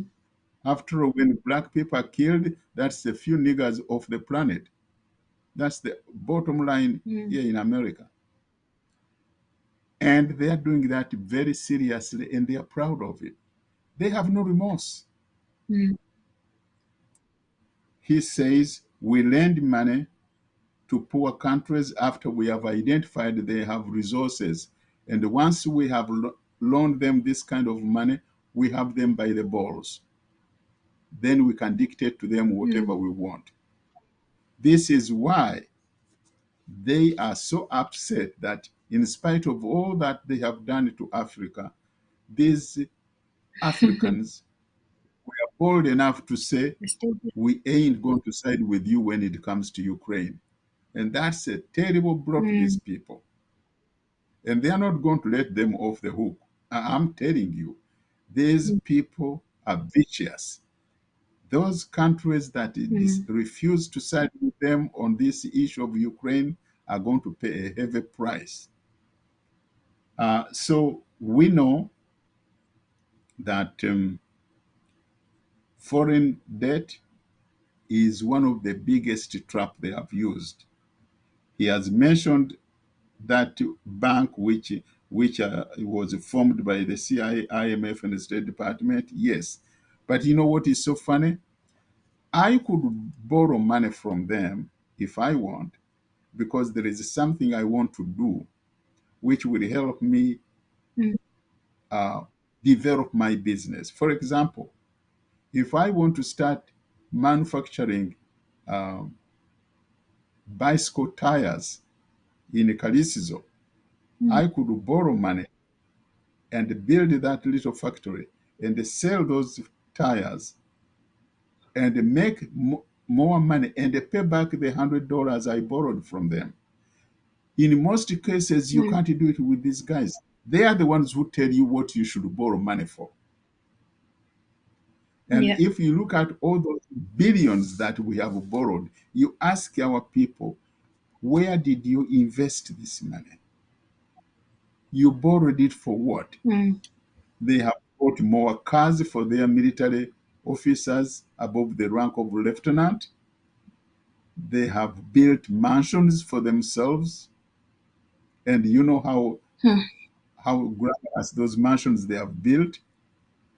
They have bought, of course, drinks, whiskey, you name it.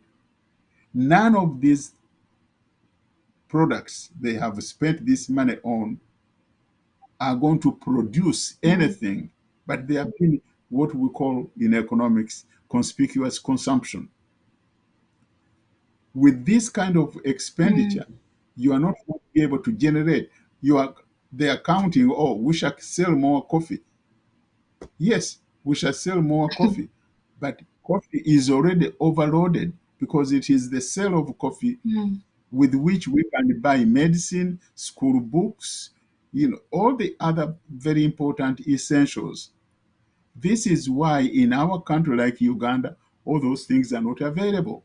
You go to a hospital, the, mm, the doctor doesn't even have a thermometer to measure your temperature because they could not import those items.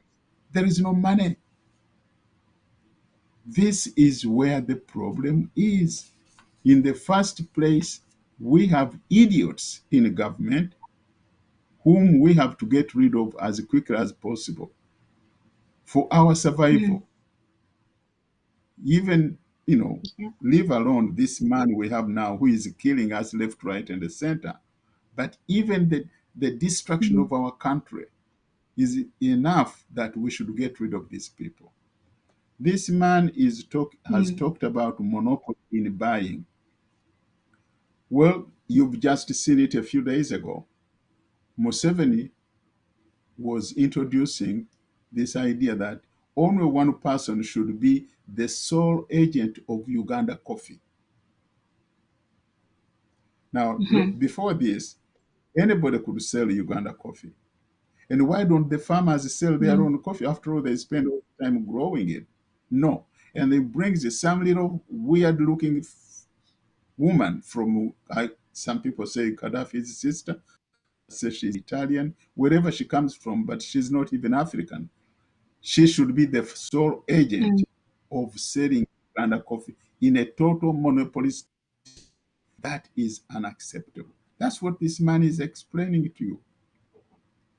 Before mm, that, we had General Food, which was buying almost 65% of our Uganda coffee. There were other companies like Nut full of Chuck full of nuts, and the Coca-Cola company, and there was another company which was buying less. But now all this is going to come into one hand, and it's not going to work. That is the way to keep the mm, country poorer than ever before. So we have a lot to fight for: mm, economic emancipation, survival by itself, because these guys are slaughtering us left, right, and the center, as you've already seen going on in Karamoja and other areas. And mm, so many people have been killed during this so-called amoral re-election. And to me, to my surprise, those people who purport to be opposition, they are busy dancing chalenga. I don't understand it. Have we been Ah, bewitched? that's the biggest. Mm, Have we been bewitched? When your mm, own people are dying, are being killed,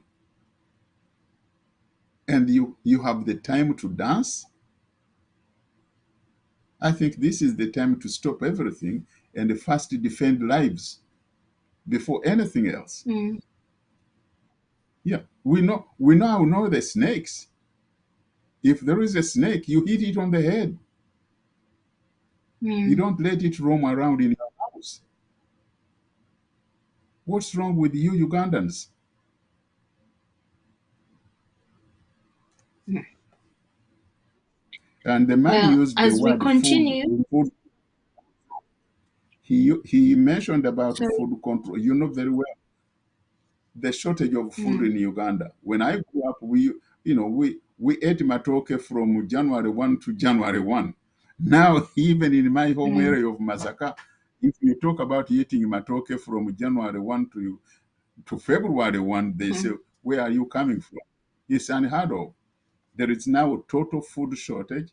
Museveni has been used to destroy the food production, has been used to destroy the mm, banking product businesses. He has been used to destroy the manufacturing industries.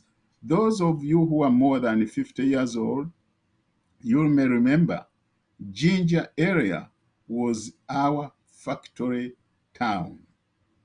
You had so many factories ranging from Vitafoam, from Nitil, from God knows so many Pamba. There was this other companies producing cotton products, paper bags, which you could use to put sukari in. All those factories were in mm, Jinja. Now they're all gone. We are manufacturing mm. nothing except misery. That we are doing very well. We are manufacturing misery more than 100%. That's no way to develop a country. Yeah. Okay, we can go So on another. on that note, Mr. Chintu, Yes, yeah, go. I wanted you to elaborate on this aspect of with all the challenges that lie before us, because here, of course, we're behind federacy and governance through federacy. How that is the answer to our problems, having power decentralized to our local constituencies, where we as a people have say, because as we have mentioned and really tired idea of how it is these leaders, these empty tins that end up masquerading around as leaders of a nation or a constituency that have led us to where we are today. They are the enablers of these Western nations. Role that we have as a people in this revolution as it stands to stand our ground and reclaim our nation and economy, but also how that can reverberate through the African continent and how we can wear that as an attitude towards the change that we want through, of course, our advocacy for a federalized Uganda and the decentralization not only of the power, but also of the economic power, and how that will safeguard us from situations such as these that have existed for centuries. Yes, in the first place, we have Mm, a lot to fight for, and we have many people to fight mm, against. In the first place, mhm, some of them, we know who this man is. I mean, I admire this guy's boldness. He has laid it out who they are, what they want, and what they are going to do, or what they are doing to us. Now we know mm, the people that we have to fight are the mm, inept imposters within our own house who are pretending to be political leaders. And yet they are the mm, ones who are enabling these guys to achieve their objectives mm, because they are kind of mm. holding us at bay so that the actor can achieve his agenda. And of course, they are being Yeah. given a few little crumbs and they think that they are wonderful. Sometimes they give them empty promises or empty titles which don't mean anything. This is where the problem, this is Mm, part of the major problem. Um, when it comes to what we want, this mm, is very clear. We have advocated a federal government for Uganda. mm, But don't take me for not being correct on this issue. The Odoki report some years ago mm, expressed the mm, view of the people of Uganda. We are not going mm, to go back and ask the people of Uganda if they do want this or the other. They have already told you what they want. So what more do you want? However, this mm, man we have, who is a puppet of the exploiters, this man we have right now is the problem that we cannot implement what the people of Uganda wanted in the Odoki report. What we need to mm. do is get rid of this regime as quickly as possible, by any means necessary. After we get rid of this Yeah. regime, we can implement what the people of Uganda have Mm, all along wanted. The people want yeah. a federal system. It's not something we Mm, should debate any longer. It is already done and it needs to be mm, implemented, and it is going to be implemented after the NRM regime is in the grave. Period. You are yeah. not going to implement it when you still have NRM.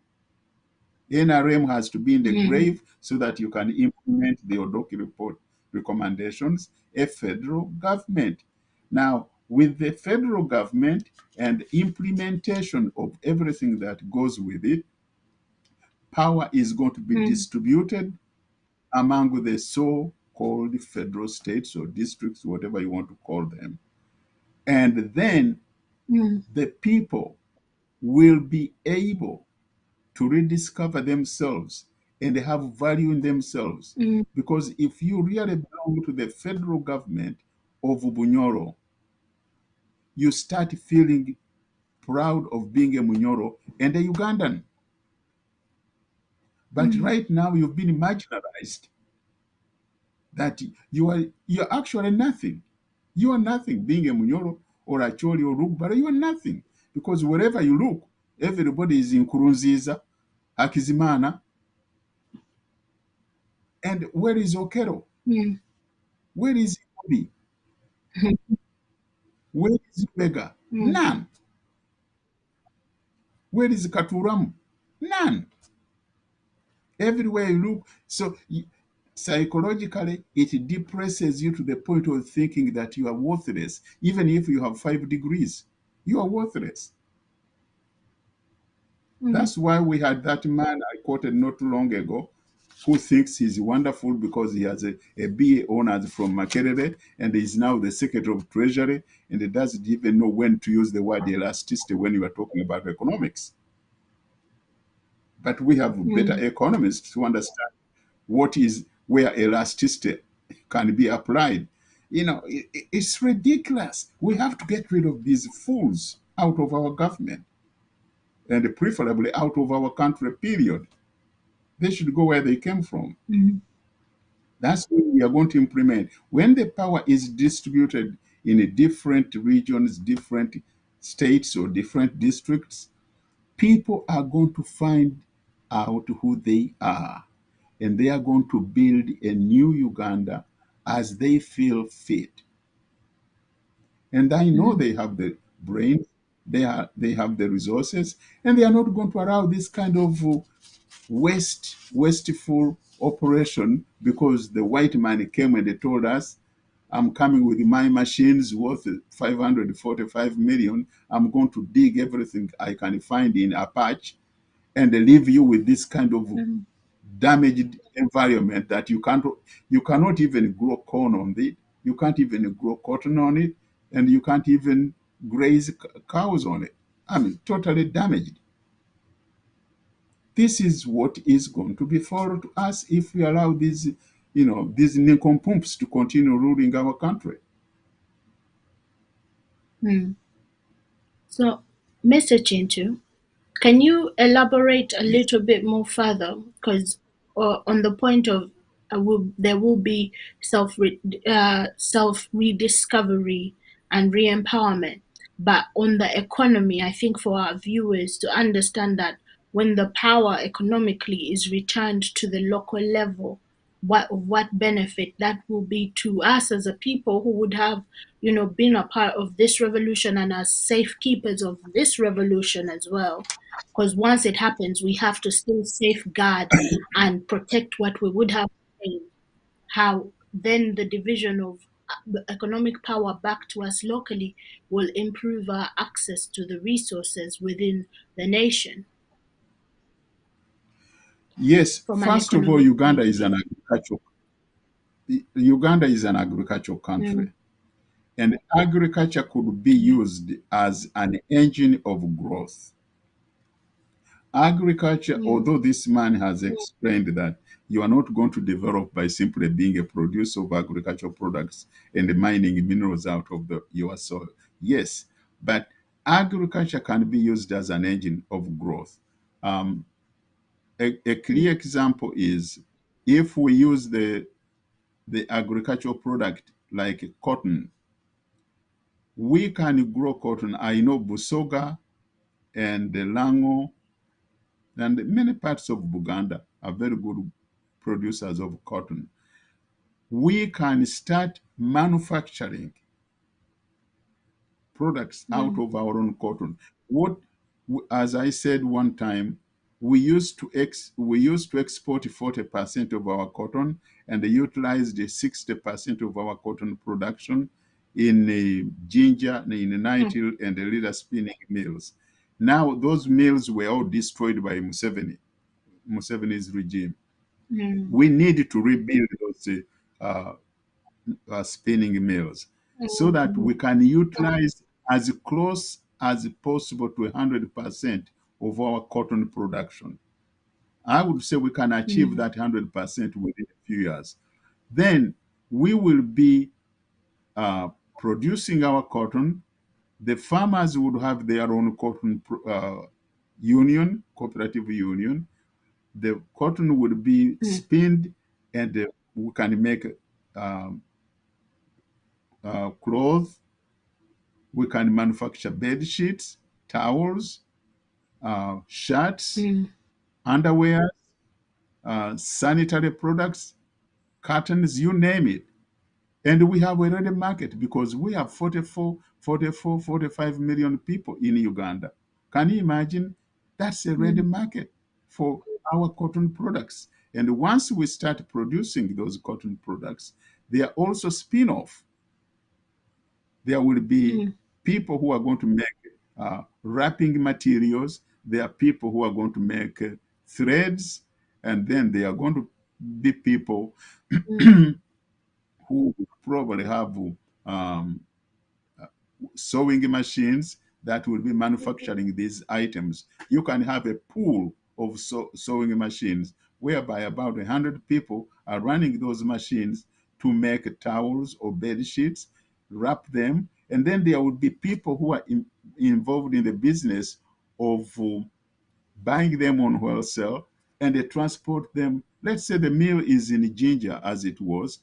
There will be a trader who buys them on wholesale, takes them to Arua, and they distributes them to different retailers in Arua. So that person now has employment, and he's probably going to employ other people. There will be the truck driver who is going to drive the truck from Jinja to Arua, from Jinja to Soroti, from Jinja to Mbalala or Masaka. So you can see the mm, expansion of businesses growing out of this particular item. Okay, then yeah. there is cotton seeds. The cotton seeds can be Mm, used to make cooking. I know that for a fact because I've done it before. Then from the mm, cotton seeds, you make cooking oil, and then you can make soap because the residue after you've taken out the oil, the residue which looks like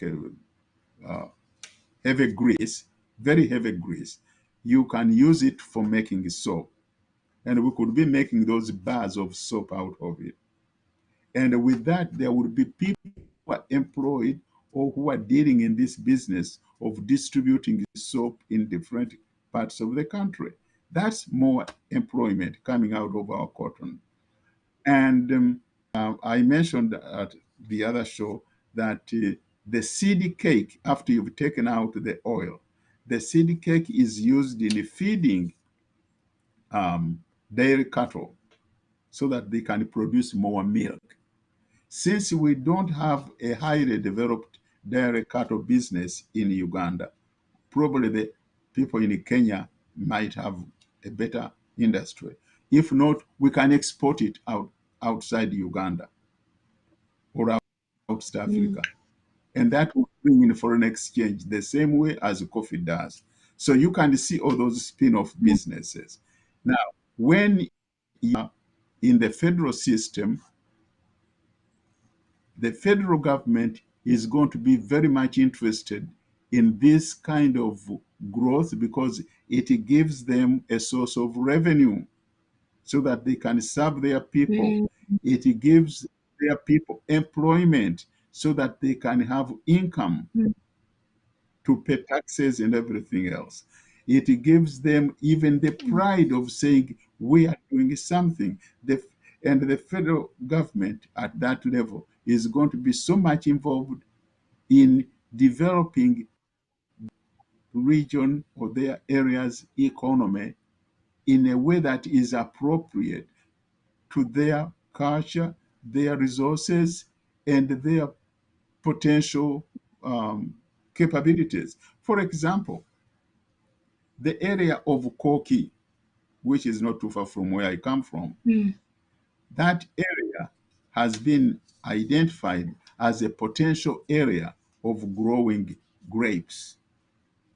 Sooner or later, we could be producing wine in Kochi because the local government, mm, if it is being advised by local agronomists and other professionals, they can find that it is profitable for their people to grow grapes and they can start teaching them.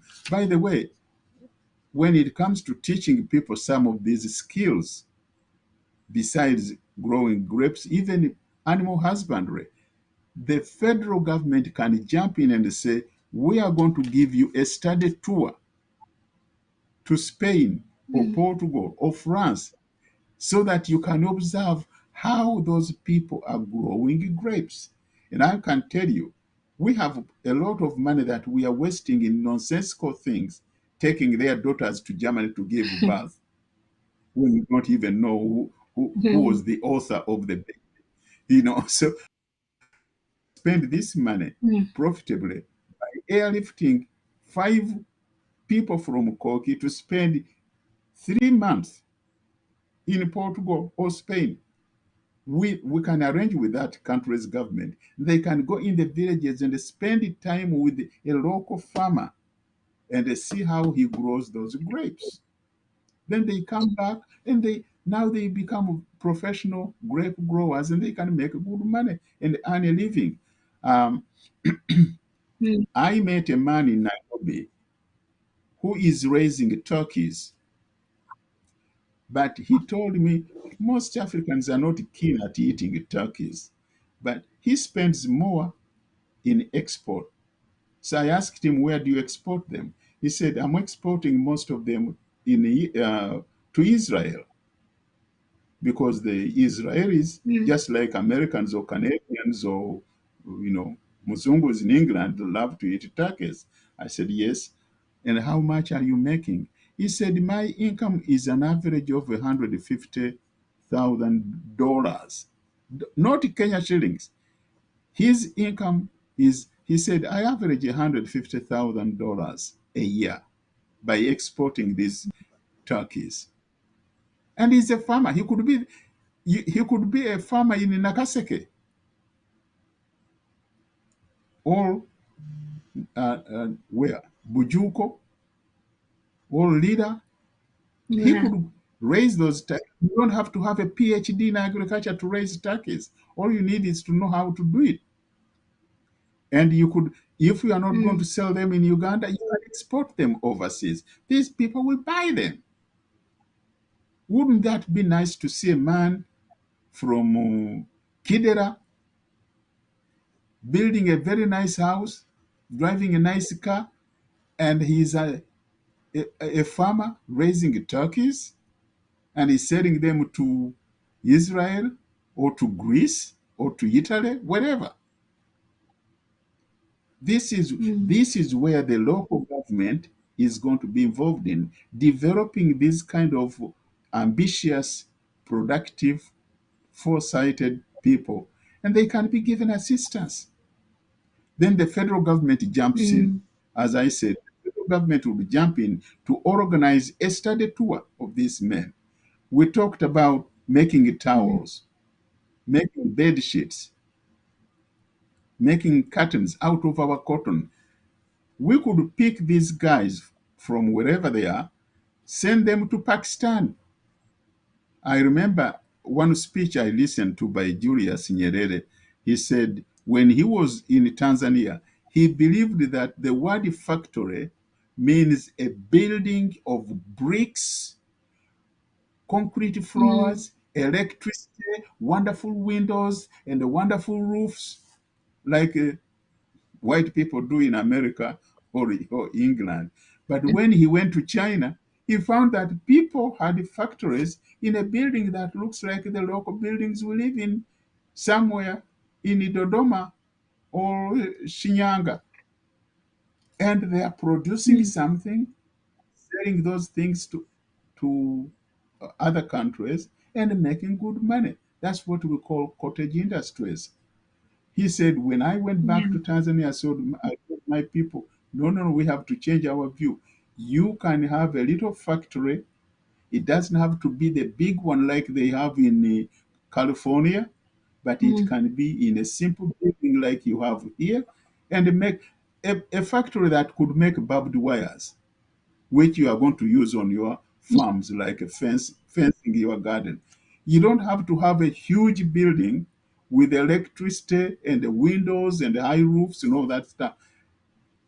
mm, Your car garage, some of you who have car garages, your car garage could be used. Put the little machine there, buy the bobbins of wires, and it would knit out those barbed wires and sell them and make good money and pay school fees for your children and be able to buy a beer for yourself every weekend.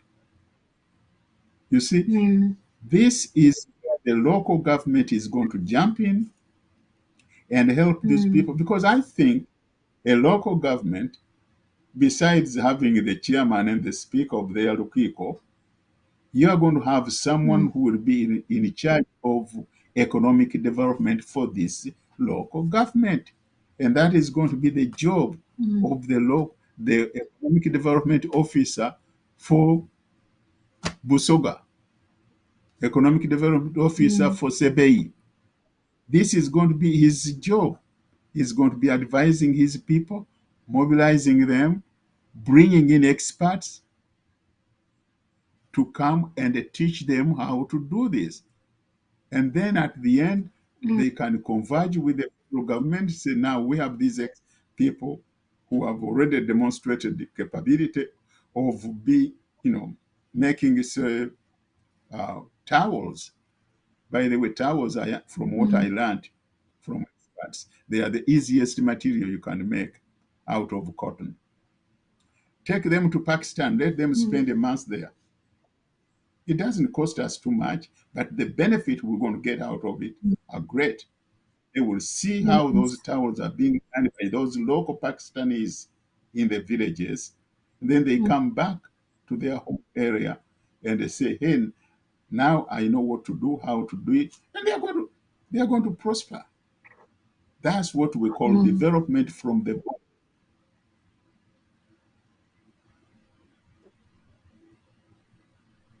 I hope I have answered your yeah. question satisfactorily. Yes, Thank you so thank you. much for answering. You did cover a little bit towards the end, but from what I can say, we look forward to a more per se unionized local and also localized manufacturing industry that will cater more firstly to the local market and provide increase in household revenue, and then the excess is exported out to supplement the national economy. So we're That's now going to go into that's the last. that is Sorry. correct. We have a big market in Uganda before you even think about exporting, except some things which Quotation. are not very much consumed, like raising turkeys. Because I think in my one of my last broadcasts, I told them that Mm, I had obtained a piece of land, 100 acres of clay land, and we are going to build a brick factory which was had the capacity of producing 100 bricks a day, not 100, a mm, 100,000 bricks a day. And according to the study we mm. had at that time, that capacity was going to tackle only 14% of the demand for bricks in Uganda. 14%, even though we are Wow. going to produce 100,000 bricks a day. We are Mm, not even talking about wow. 50% of the demand. No. So we would have to build Mm, 2 or 3 other factories like that in order to cover the demand of bricks in Uganda. That's why it is so yeah. expensive for people to build houses, because you have Kajansi and then you have these other fly by the night, ugly looking bricks they make locally somewhere without really technical production. You know, there Mm, is something that has to be done, and we can do it. yeah. Only we need is a good government and a peace in the country. These projects failed because there was no peace. When they started shooting on Mm, us and shooting at us, we just couldn't implement these projects. mm. So, without further ado, Mr. Chintu, we're going to go into our last segment of the show. But I'll ask the producer to also place the studio number on the screen for viewers who would like to comment or send some questions. The number will be on the screen as we go into this last segment. If the producer can please play the video, and then we will also look at the last bits of this act that was discussed on April 28th. Now here comes the kicker. This is the beautiful part of it. I congratulate them. You know I admire them because they do it so well. Okay? I know it sounds really perverse, but we have now in the WTO something called the Agreement on Agriculture. Okay? You know what that Agreement on Agriculture states? It says, if you don't have any subsidies, you're not allowed to put these subsidies on food. But if you have subsidies and income support for food production, you can keep them. Who has all the subsidies and income support? US, Europe. The largest budgets in the world for supporting their farmers are Europe and US. But the World Bank and IMF have destroyed all those subsidies. You see, all those subsidies have been destroyed. And now we're telling these countries, you don't have subsidies, tough luck. You know? You see, we're keeping them dependent. We're keeping them on a string. I have 5 minutes, so I have to be choosy about what I say next. We have lots of examples in the WTO to really stop Africa industrializing. This is the crucial thing. We cannot allow them to produce manufacturers. It's not difficult. Trust me, it's not difficult. We need nationalist governments. We need them committed to industrialization, and it won't take them a decade to move out from where they are. This is the fundamental point. It's not difficult. But this next round of the WTO is designed to block that. If we had time, I would go through all the different things that they're trying to put into place to block anyone else getting on top of the ladder. You've read this book of Hajun Chang, Kicking Away the Ladder. You see, when we become rich, we make sure the others can't climb up the ladder and join us. Okay? And this is what this next Doha round is about. It's to make sure, especially sub-Saharan African countries, do not escape. Since I have about 3 minutes left, I'm going to go to this economic ideology thing, because this is important for academics. You see, we teach, in many cases, garbage. And it doesn't hurt anyone, a lot of this garbage. You know, it's just blah, blah, blah, blah, blah. And we don't know what we have learned, but anyway, we were there at the university and you got a certificate and you go away and you feel you've learned something. But sometimes we teach very destructive things. And no more important than when we're teaching people from developing countries. Okay, and one of those very damaging and destructive things is the doctrine of comparative advantage. It's a lie from beginning to end. It's utter crap. It has been decimated many times, but we keep it in every curriculum. Why? Because it tells sub-Saharan African countries that their destiny is to produce raw materials, you see. And if you produce raw materials, you get rich just like we are in the West. You see, this is the game we're playing, and just for you to be totally confused, we normally build models with it, mathematical models, so you really have no idea what we're talking about, but it seems all very scientific. Then we have the modern version of this is because it's all a failure, we know it's a failure, we now have a new generation of economists saying, it's only a failure because you're all corrupt in your countries. We call that new institutional economics. You've all probably learnt it all, but you didn't know why they invented it. It was invented to tell you the same thing. You should keep producing raw materials. Now, don't be as corrupt as you were before. Nobody ever told you that aid was designed to actually start the corruption process in the first place. Okay, and we need corruption to make sure you're doing all these things. But now we blame the victim. You're poor because it's your fault, basically. And you're poor, stupid, and corrupt, basically. This is the message that we're giving people. We also have many theoretical justifications, but I'm going to say something controversial to end.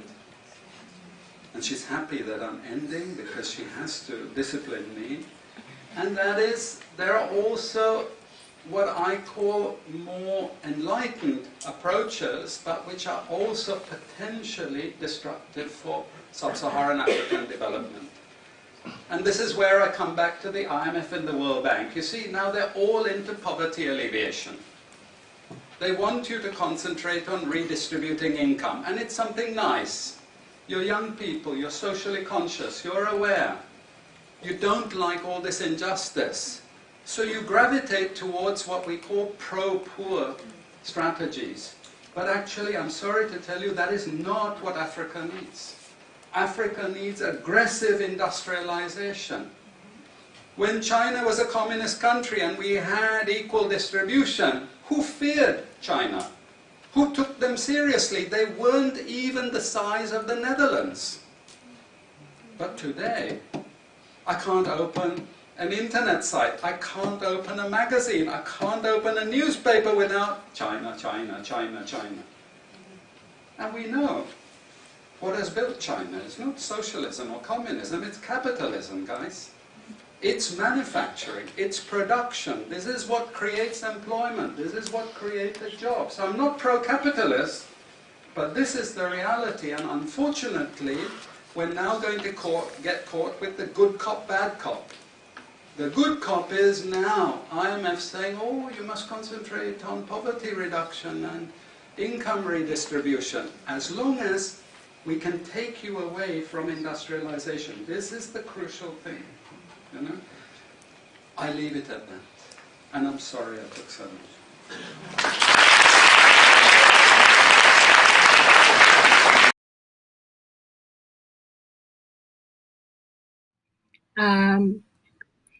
I think one of the most disturbing parts of this video is not even the orator, but it's the giggles and snackling in the background by the students who have accepted that this is the reality and this is what they have to do to keep the legacy not only of exploitive capitalism, but of the exploitation that their forefathers and their current governments have unleashed onto Africans. We have to understand that this is the ideology that is passed down from generation to generation. But in regards to what has been said, Mr. Chintu, I wanted you to further elaborate on this economic ideology that has been thrusted down uh, into now what he termed as victim blaming, where now the rhetoric is not that. Because I remember, if you know of this book or of this work, first time I started to get involved with African economic, um, what was happening with the African economy, there is a book by Dombisa Moyo, the first book that she wrote. It was called Dead Aid. And this was a book that was highlighting that it is aid in Africa that is causing Africa to be impoverished. But a few years after that book, and after reviewing her theories, she released another book which I haven't read yet. But a colleague that read it, it is to revise dead aid, and this book highlights that it's actually the corrupt leaders within Africa that are leading to the economic destruction or sabotage. But then ultimately, what he was speaking of, those corrupt leaders are then not blamed, but us, the people, then are blamed for keeping these leaders in power. And therefore, our poverty is seen as our fault. And the conditions that people are made to live in are highlighted as a fault of their own and a situation that they've brought onto themselves.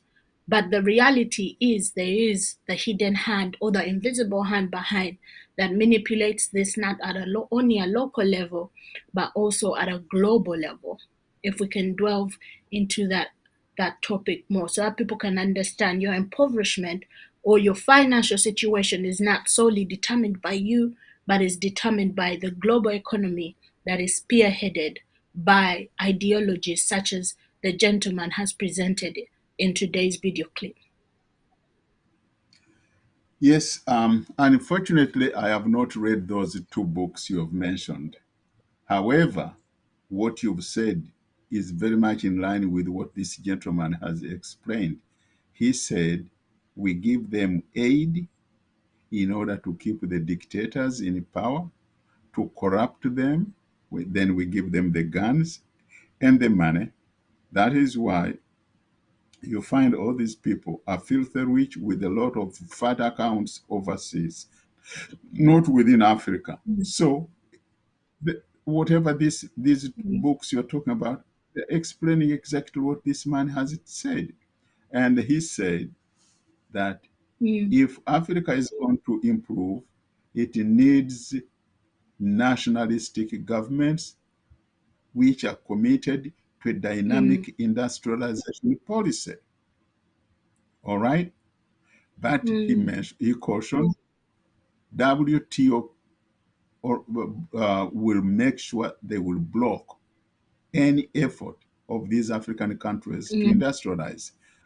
I would recommend a book written by mm, the Public Citizens Group here in Washington, D.C.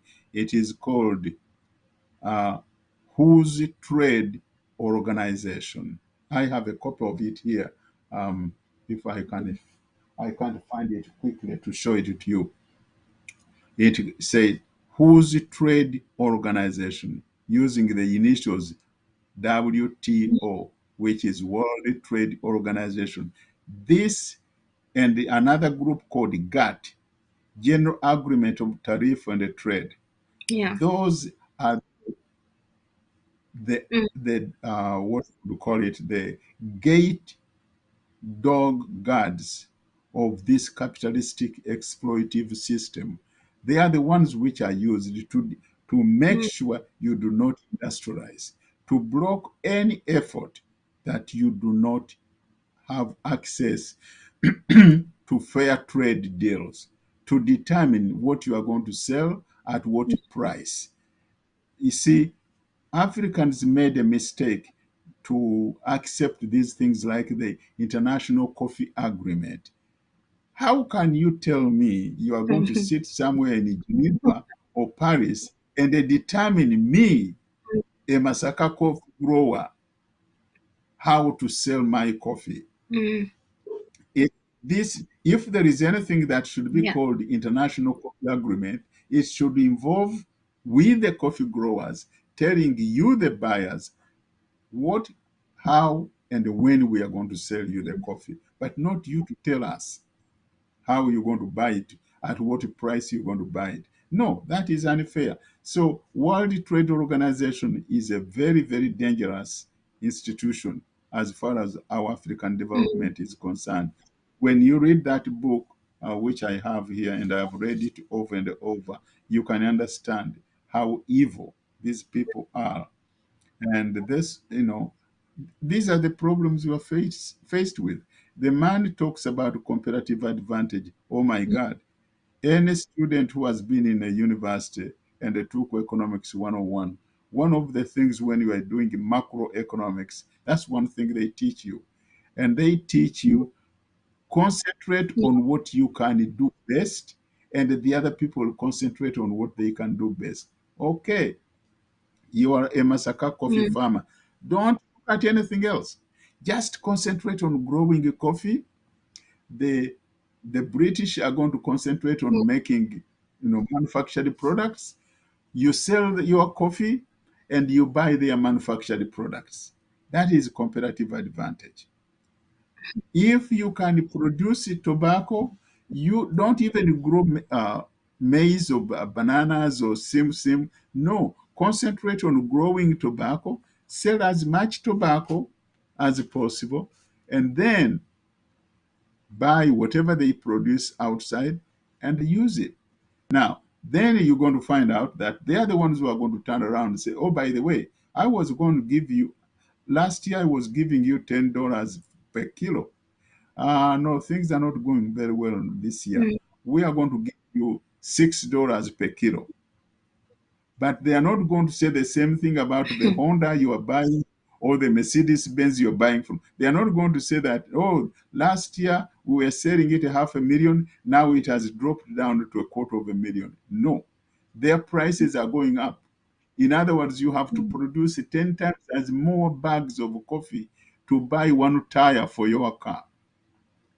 And that's what they teach you as a comparative advantage, which is bullshit.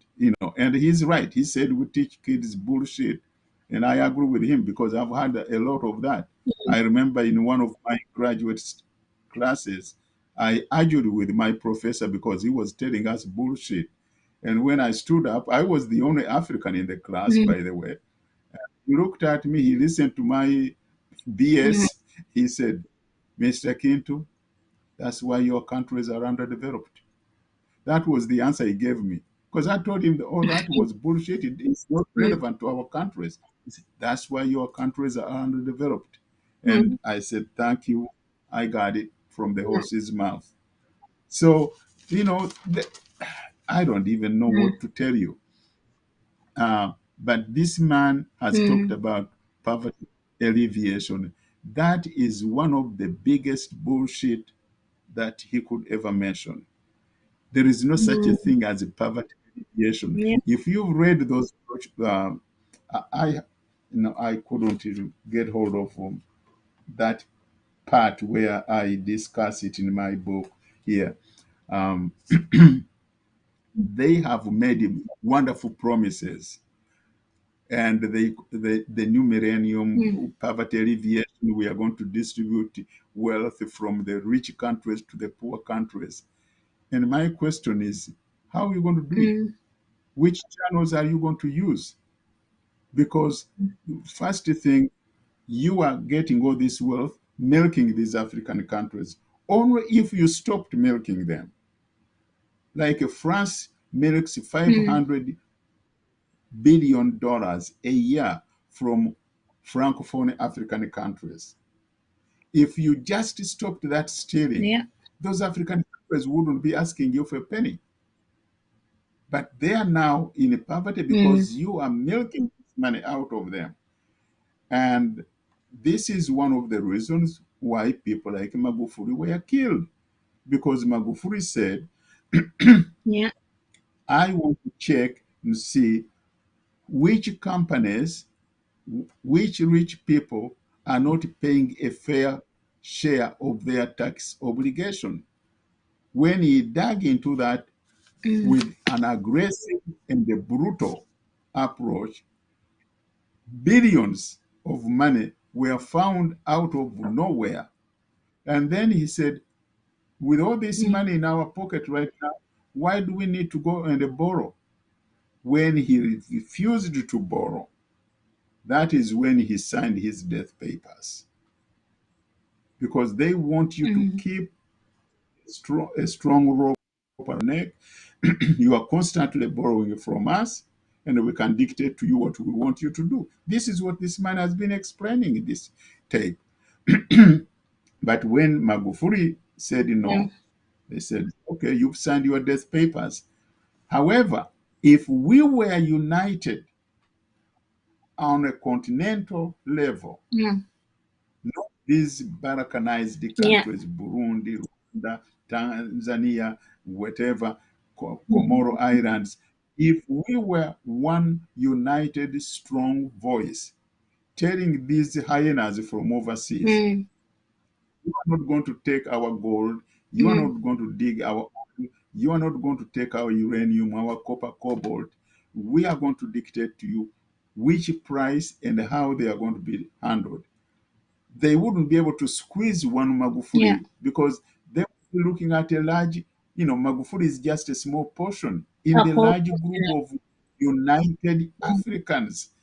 Nothing is going to be achieved if we do not unite as Africans for self-defense, for God's sake. Mm,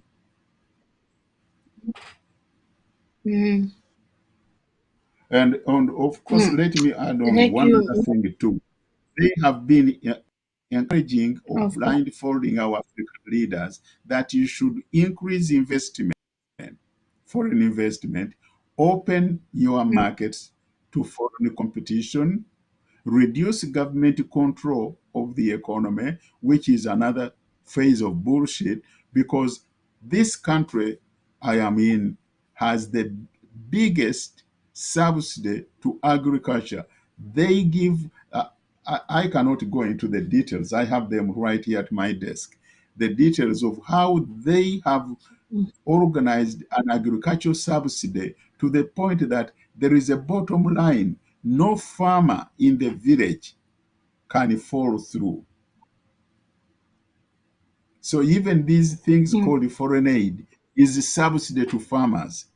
Anytime there is something going on in Africa, they create the famine like he mentions in Malawi. They are the first people to say, we are going to give food aid to Malawi because people are starving. But if you look at food aid, they go to their farmers in Iowa or Illinois, buy those products mm, at a specific price, ship them to Africa. mm, The farmer now, who was going to starve to death because his wheat or rice had no buyers, now the government, the US government, is buying it from him to ship it to Malawi.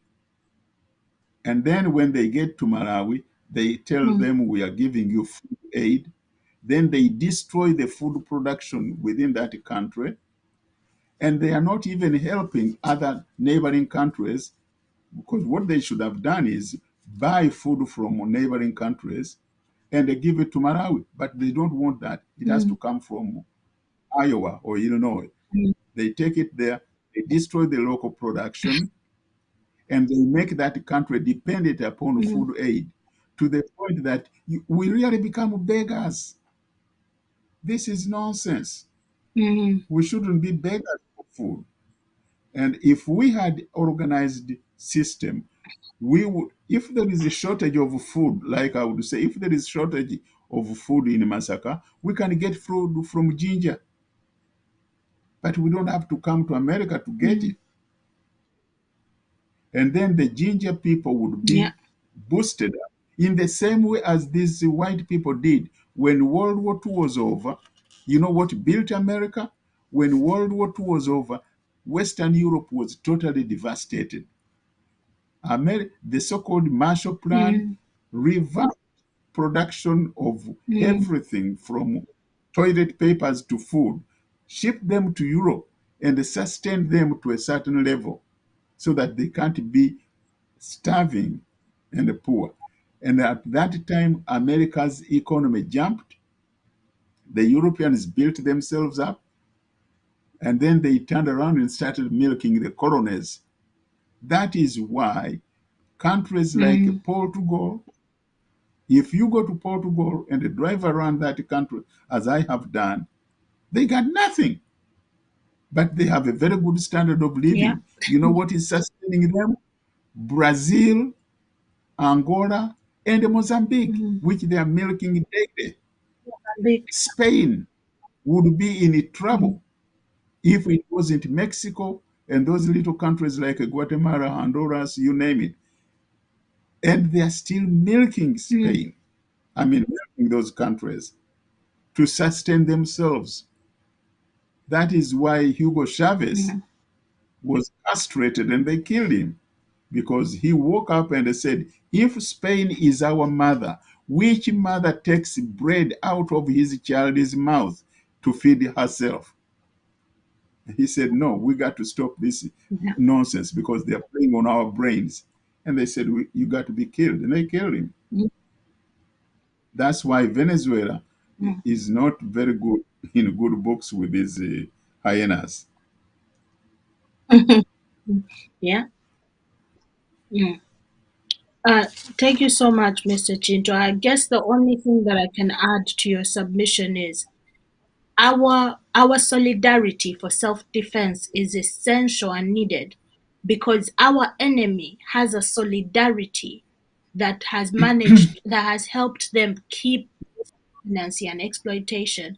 Because you did mention the Marshall Plan, and if we look at it in ways like Europe and America was fighting against Germany, but it is America that built Germany back and its industry to continue the role that all of Europe play in terms of exploiting and looting the different colonies and controlling the manufacturing of products and being the industrial. Now China is changing that rhetoric, but it is to show that they have solidarity amongst each other, even when they fight wars amongst each other. They fought Germany, but they built Germany back. But we cannot even think about our solidarity. It is essential for our self-defense if we really do not want to perish. And with that said, I'll ask the producer to go ahead and play any messages or voice notes or callers that we might have on the line at this moment in time.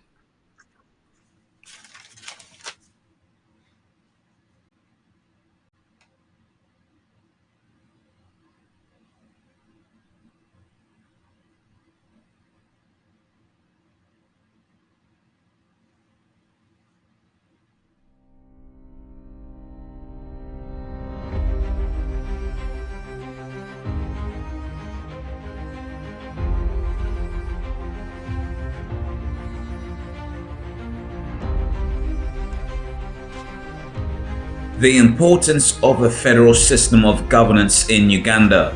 1. Federalism restores peace and regional stability. 2. Federalism promotes political participation. 3. Federalism encourages economic development across the country. 4. Federalism provides multiple levels of government action. 5. Federalism accommodates a diversity of opinions. 6. Federalism protects against tyranny of the majority. 7. Federalism promotes unity without imposing uniformity. Register today and join the UFCC Assembly by visiting www.ufcc.uk.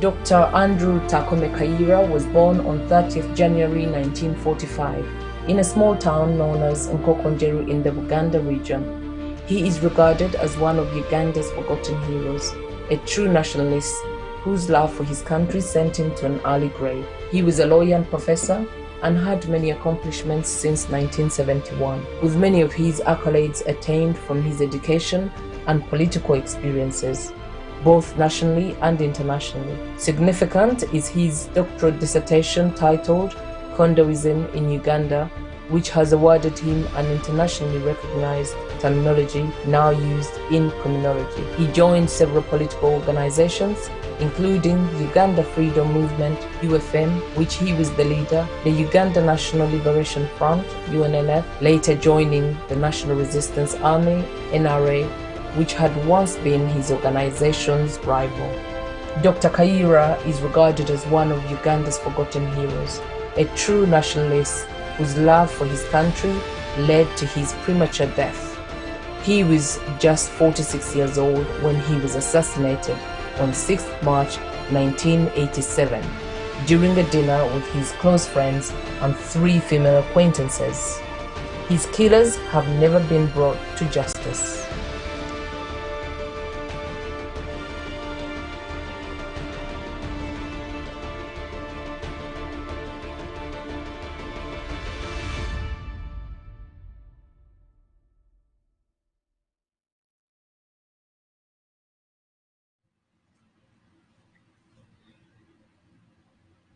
Welcome back from that short break. And with that being said, Mr. Kintu, I think we're going to go into any messages from our viewers, questions or points of clarifications that they might have sent via audio.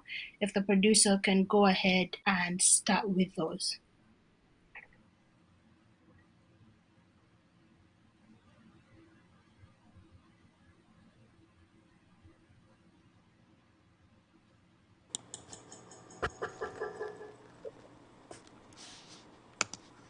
Desire and Mr. Kintu, thank you very much for the show. I am so glad that you are making and putting up these very efforts to help us understand what the Africans' problems are. I really like the fact that last Sunday you touched on the issue of credit for Africans. It made me search the Observer. I think the Observer, there is a story that they had put forward, and this was in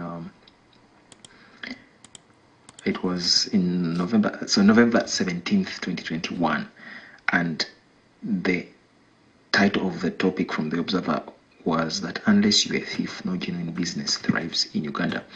But what the writer put into that story was the fact that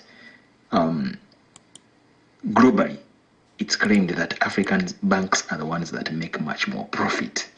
Not that the clientele offers them so much business, but mostly given the fact that they have exorbitant interest rates, in that most of their clients actually end up being driven out of business. Even the businessmen who claim to be thriving on business are just there for survival. So either someone to conduct business has to be on patronage on behalf of the government, or has to have close friends within the government to be able to get the contracts of the government. Now, take an example. There's a gentleman called Kwame Ture of recent.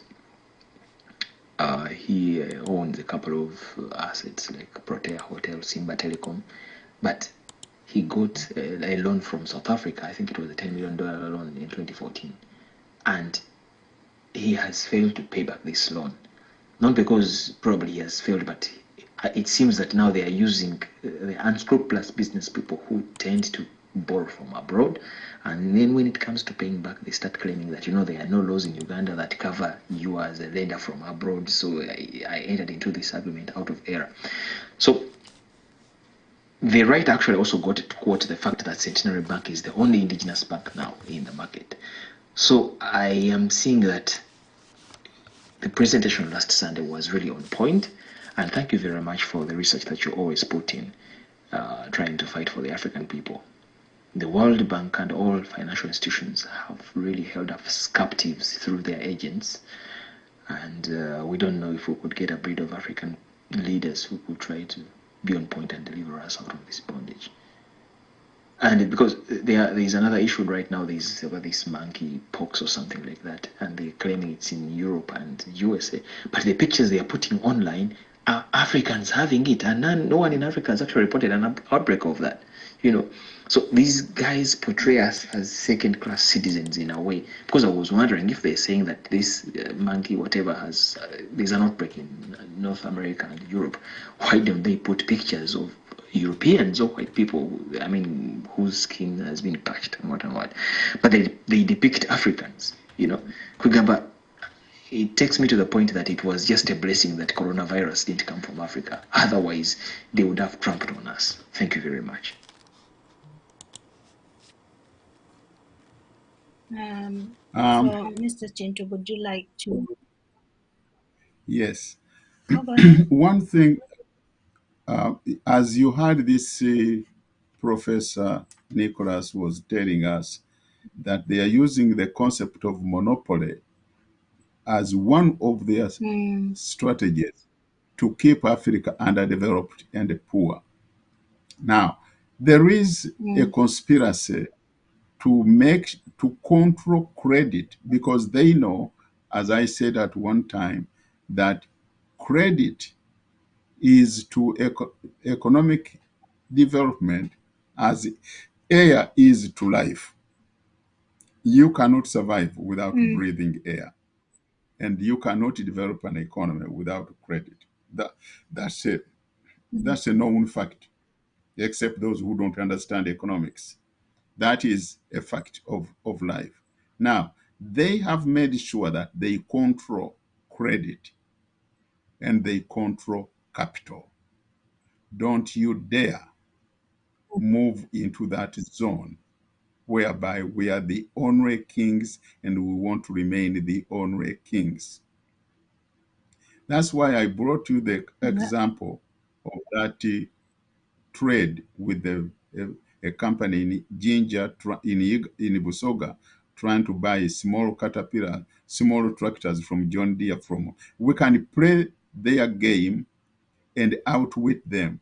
With that company, as I said, would have now generated $15 million without having put their own this venture. Because if we approach them, and if anyone is out there and wants to know how this is done, I'm ready to help you. You know, we can outwit them and get something going. But you are not going to do it under the Rwanda government. No way. I'm not even going to advise you to start. You wait until this is over. Then we can do it. Okay? These white people want to be the only ones who control credit and the only one who control the source of capital. We have to outwit them. Another thing we are running into is our banking industry, because it is so bloody fragmented. Uganda has its own ways, Burundi has its own ways, Tanzania has its own ways. My God, if we can really unite and have a synchronized system, this thing would not be there. The interest rate is not regulated. I understand in Uganda you can pay as high as 26% on a mortgage loan. And you are lucky if they give you 10 years to pay back. I understand they give you somewhere around 3 years or so. Who is going to build a house and borrow money and pay a high interest rate and pay back that money within 3 years or 4 years, even in 5 years? It's impossible. Here in America, the shortest time period is 10 years. But when you say my mortgage is going to be paid up in 10 years, you put up about 40% or 50%. But most people pay 10%. If the house is going to be $200,000, I put down 10% of that, and then the rest is financed by the bank. And then they tell you you pay back in 25 years or 30 years. When you calculate how much you're going to be paying back every year or every month, you find that it's manageable. You are talking about $8, $9, or $1,000 a month. You can afford that. But if they tell you 5 years, that means you're going to have to pay every month $7,000. Who is going to pay $7,000? You don't have it. That's why people are defaulting on their loans, and many of them are committing suicide because after they wake up and they were taken for a ride and they have nowhere to go. The bank has taken over because these banks don't give a damn. But if we had our indigenous financial institutions, which are really patriotic and they are inward looking and understanding the predicament of their people, they wouldn't do this kind of thing. Now, let Yeah. me show you what happened to the airline business. Some years ago, we used to fly into Africa with British Airways, Lufthansa, KLM, Air France. When Ethiopian Airline came into the business, the white people started crying murder. Then other companies came in. I remember Nigeria Airline used to fly from Nigeria to USA. Then Zambia Airline also Yeah. tried to fly from Zambia to USA. And now Kenya Airways, by the way, is flying to the USA. They just started. But Ethiopian Airline and the Zambia Airways, they cut the prices of flying from Africa to USA. And these white money's companies like Pan Am by then and Air France, and they started crying murder. They tried to destroy Ethiopian Airline. But the good thing about Ethiopia, their airline business is highly developed. They were not fly by the night. Nigeria Airline didn't see the light of the day. They knocked them out of business. They don't come here anymore. Ghana Airlines tried. They kicked their butts out. Zambia Airline didn't last long. Now only Kenya Airline and Ethiopia, and of course South African Airline. But South Africa, you know what? It's a Muzungu company anyway. Those are the ones who fly to America.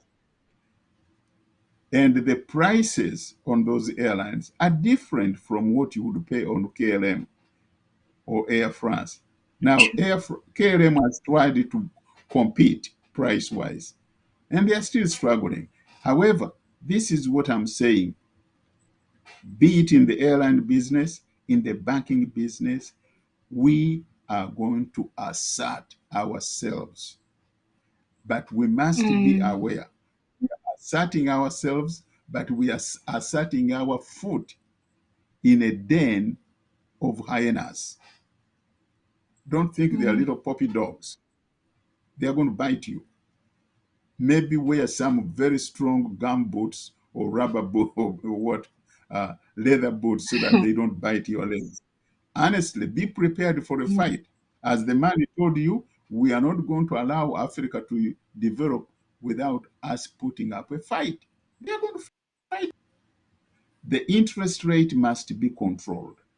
Our government, if we have government of the people, for the people, our government should regulate that you cannot charge such a huge prohibitive percentage rate. But they can only do that if they have control of indigenous banks. When you still have this backless bank, you're not going to tell them what to do. They are going to say, you know what? Our headquarters told us this is the way we have to operate. And you're going to shut up. Yeah. We have to develop our own financial institutions so that we can determine what kind of credit system we are going to use to develop our economies because we need credit. And I guess before we go into the other caller, the caller did mention why is it that I think this is a question that we're all wondering. Why is it that now with the outbreak of monkeypox in Canada, the US, and Europe, all the pictures that you can generate on Google services is pictures of Africans? It again points to the monopoly that they have to internet and media sources. Because, for example, even though COVID came out of as I said, COVID started in Wuhan, but this is again another example and a reason as to why places like China make sure that they have their own streaming services. Like we as Africans do not have that. They have their own social networks. They have, because they know the enemy. Western nations will create a reality for you if you keep on using their tools, because these are all tools that belong to them. That's why we need to, as Mr. Chintu said, to assert ourselves if we really want to control the narrative. But with that being said, we'll go on to the next caller Um, let, or person. excuse me, let me say something about that portion. These people have monopoly Mm, when it comes to communication and information, and they know yeah. they can pest us with whatever manure they want, and they are going to get away with it. If you remember, some years Mm, ago, they had West Nile disease. It was very, mm, very well publicized here in America. They called it West Nile. And I asked, is it a Rugbara or Madi or Kakwa? But they mm, just picked the name and they blasted it all over the world and they called it West Nile problem, as if that thing was mm, manufactured by Kakwas or Madis or Rugbaras. I mean, these people will say anything and I don't even believe they are Christians. They will paste mm, anything on us to make us look ugly and bad, even when they know damn well we are not responsible for this. But as the man said, we are going to make sure you are poor and we are going to make sure that you believe it is your fault. This is what they are. We should understand them mm, and be able to, you know, what I advocate personally is we should have ourselves in our own world. Like when yeah. I see people trying to, to participate in the international beauty contest, my perception of beauty is not like theirs. Louis Farrakhan said, look Exactly. at their women, they look like ironing boards, Mm, but we have hind tires on us. So, I mean, we cannot compete. We shouldn't even associate ourselves with their standards because they are always going to make us look like we are the ugliest, we are the worst, we are the most backward, and yet we are the most intelligent human beings. If they had the brains we Africans have, probably they would have already reached the sun. So let us have mm, our own standard. Let us be proud of what we are and have our own standards, our own institutions, and our own mm, ways of doing things away from them. Because civilization wise, we are way ahead of them, and they will never understand yeah. what makes us tick. And when they don't Mm, understand, they think we are stupid or they think we are primitive. But we are way advanced. And I've seen them come to our parties and they enjoy. When they have a party, they will even count how many carrots going to put there because they know 20 people are coming. But when we cook, and very often there is plenty of food left over. Some of them enjoy even picking up bags of leftover food and they, oh, this was wonderful. Oh, these Africans are cooking well. Bologna. We are the best. Let us admit it, gentlemen, ladies and gentlemen. We are the best. And they ain't it. mm, So don't go by their judgment. Go by what you know you are. that's true. That is true. If we can go to the next voice note, please.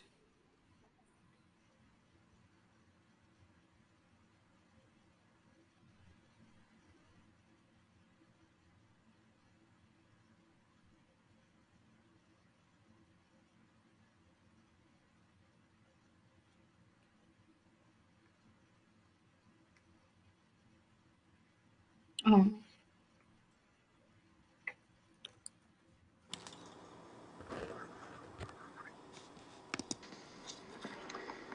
Yes, Desire, I'm called Atem. I really appreciate for the presentation. I honor Mr. Kintu, our elder. I respect Mr. Henry Gombia. I can't even forget Muzeyi waffe Guchina. I can't really forget remembering the industrial city of Jinja, where even I get to know that we can even get iron sheets. The first day I went there to see how they can make mattress.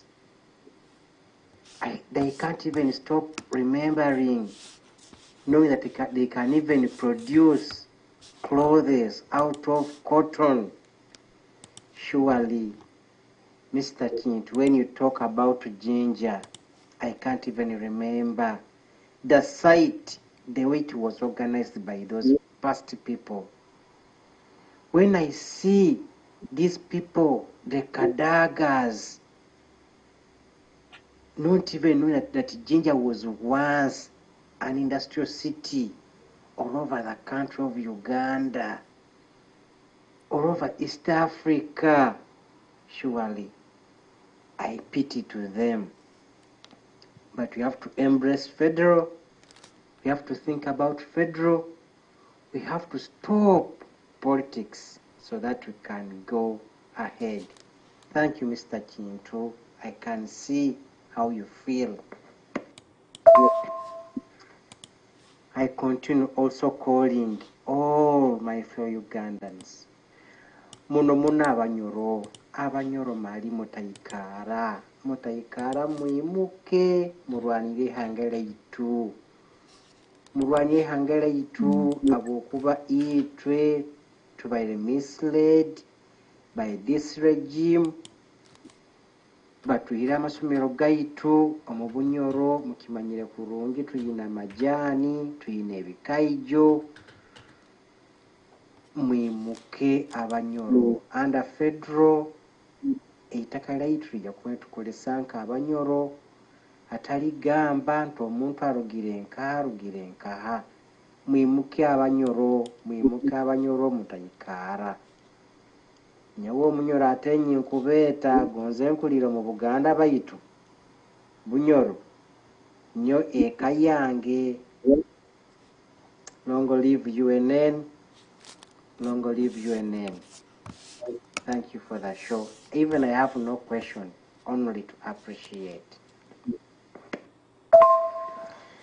And this is very much intention, because if you see now the bills of water in Kampala, surely water flows by gradient from Muyenga to Kampala city. But you find when the bills are very high, people from Jinja, where there is even a source of hydropower, they cannot even access electricity. But people cannot even realize that. Please, Ugandans, wake up. This is time for us to fight for our country. Let us eliminate Batusi out of our country. Being the fact they are being used by the whites, just know, Ugandans, that we have to fight for Batusi as well as the whites, because they are both fighting Ugandans. Please wake up.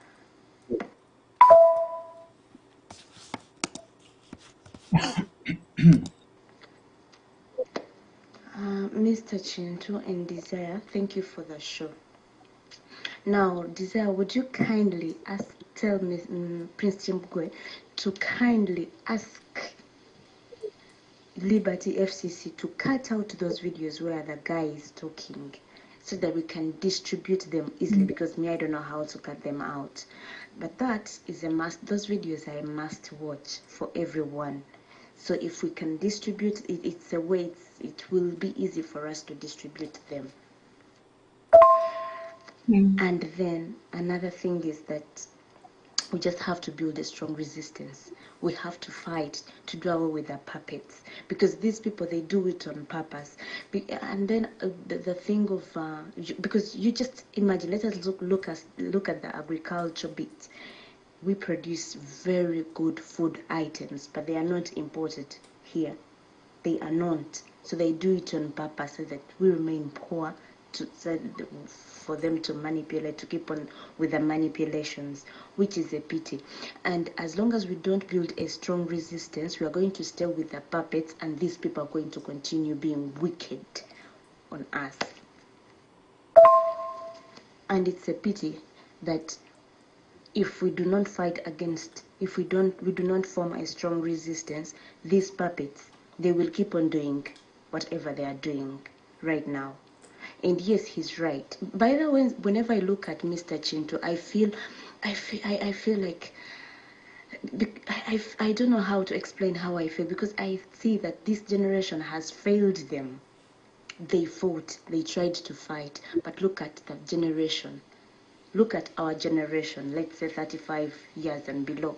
Look at our generation. We have failed you, Mr. Kintu. Whenever I look at you, whenever I see you talk, I feel a little bit sad. I'm like, I put myself in your shoes, and I'm like, I don't know how he feels, to be honest. But I am so proud of you that despite of the stupid generation that you're looking at, you're standing on your feet. You're trying to guide this generation. Thank you very much, Mr. Kintu. This generation is a generation whereby 14 million people are sick. And yes, it's true, because they are sick. Look at what is being aired on tele. As long as there is music, as long as there is singer programs, as long as there are those entertainment programs, everything is okay.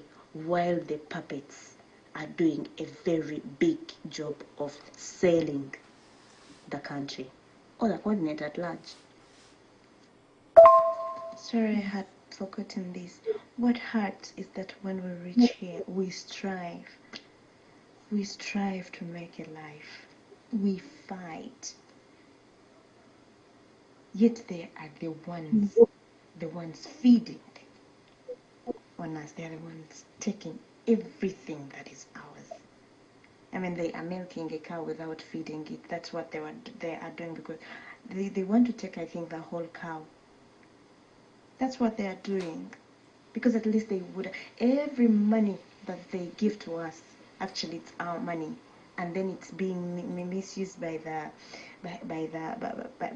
dogs, like Mr. Kintu calls them. And in the end, the countries do not benefit in anything. They don't benefit. The families of the dogs, they are the ones that benefit.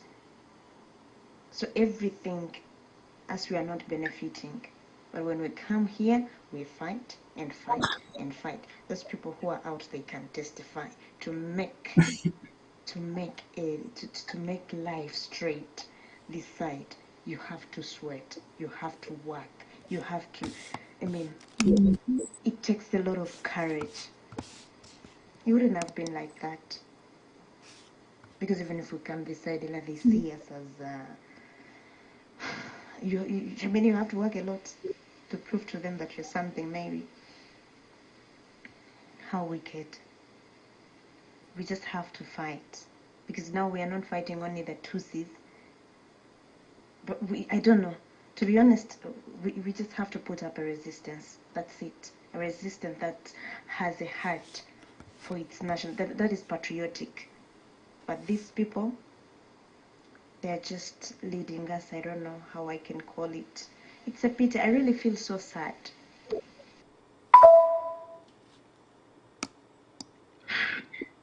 Desire, good evening. Good evening, Mr. Remedias too. Thanks for the show. This is Solomon Kane. Anyway, I came in very late, but at least I've tried to get something. So, Mr. Remedias, I'm asking, so it means this comparative advantage thing, really, as you said, it's really bullshit, because how can you say that? Remember, it's all about producing maybe goods or services at a lower opportunity cost than other countries. So this also implies that the opportunity cost, it has no any advantage at all, because remember, opportunity cost, now it goes hand in hand with this comparative advantage. And remember, opportunity cost, it's the alternative foregone when choice is made. So it means you have to at least deal in each of the economic activity, not concentrating on only one. Then another thing, the other white man talked about the new institution economics. This new institution economics, it talks more about the preferences or purposes of individuals. So, like, the preferences or purposes of individuals are taken as they are given. So it means this new institutional economics, it deals with the people. Okay, what the people decide, their purposes and the preferences. So, and mainly here in our country, Uganda, I don't think that we have reached at that level. And anyway, another thing, that foreign aid, remember, whenever we keep ourselves under foreign aid, this foreign aid, remember, it comes with some strings attached, and these strings attached, we may fail to fulfill them anyway, which leads to a high debt burden to our country. So it means we should also start producing our own commodities. Mr. Remedias, in the last show when you were here, we are talking about underemployment. Yes, we are talking about underemployment, underdevelopment, in Africa.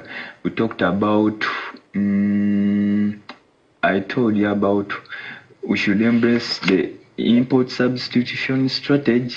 Yes, so that we can also start producing goods that were formerly imported from those countries. Mr. Remedias, I also talked about last time about production, like these filters which are manufactured from Kenya. Remember, those filters are manufactured from certain papers.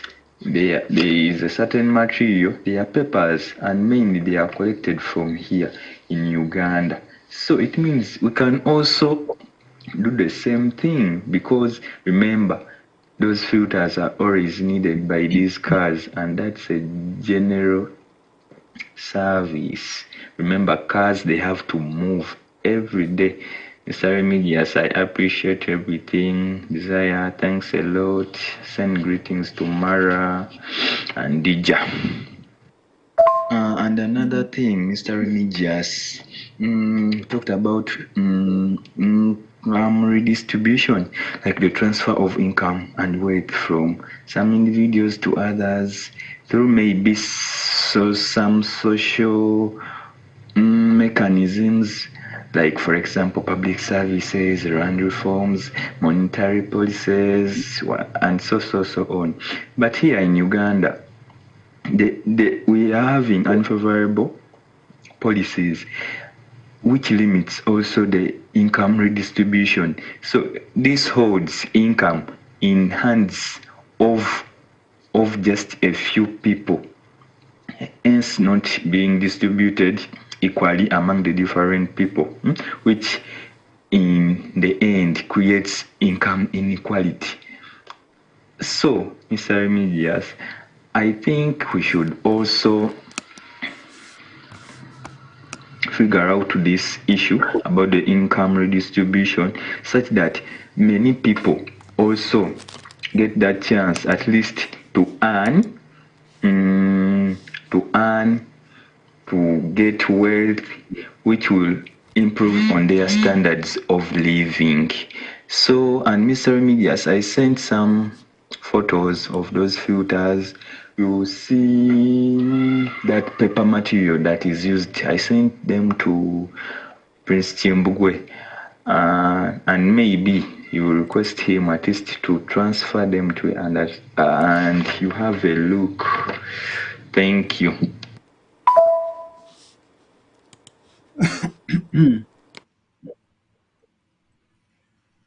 I think those are the ones we're going to cover as per now. If you would All like right. to respond to any of them, please do go ahead. Yes, thank you very much. Someone spoke about foreign aid. I remember, those of you who may remember Ambassador Ferguson. He was a black American and ambassador to Kampala some years ago. I don't remember exactly. I think it was during Idi Amin's time when it was during Idi Amin's time when Ambassador Ferguson was U.S. ambassador to Kampala. And if I remember, he was the first black man to be ambassador to Uganda. He made a statement here when some members of Congress were arguing about African countries which are big-headed and don't even toe the line as we want them to do when we are the ones giving them all the foreign aid. And Ambassador Ferguson came to to the rescue of foreign aid. He said, "Gentlemen, you may think that you are giving these countries foreign aid. You are giving them money, but $1 we give them brings back $3 for us. So who is benefiting?" This man, Howard Nicholas, the one we listened to, made it very, very clear and simple for anyone to understand it. He said, "We are using foreign aid to keep dictators and hooligans in power so that we can be able to access what we are craving for in Africa. We give them the guns, the money, and we give them the power." That tells you if they give them $1, they have already calculated, we're going to use this bastard to get $10 out of his country for each dollar we give him. And they have already calculated it, and they know it. They don't give him because they love his face or his house. No, they are making money by giving him the aid.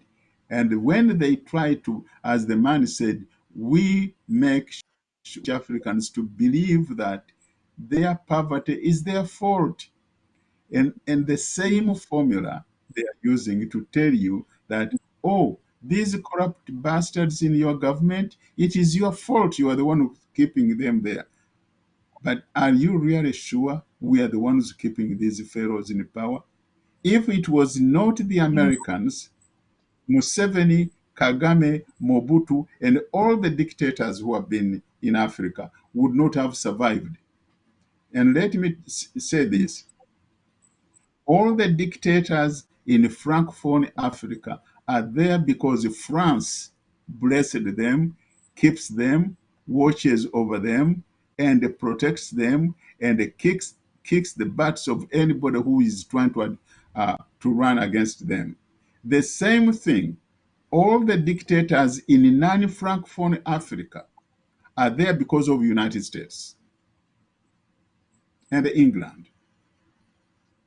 These are the two countries that are responsible, criminally responsible for maintaining, for propping up, maintaining, defending them to stay in power as long as they want. It's not the natives.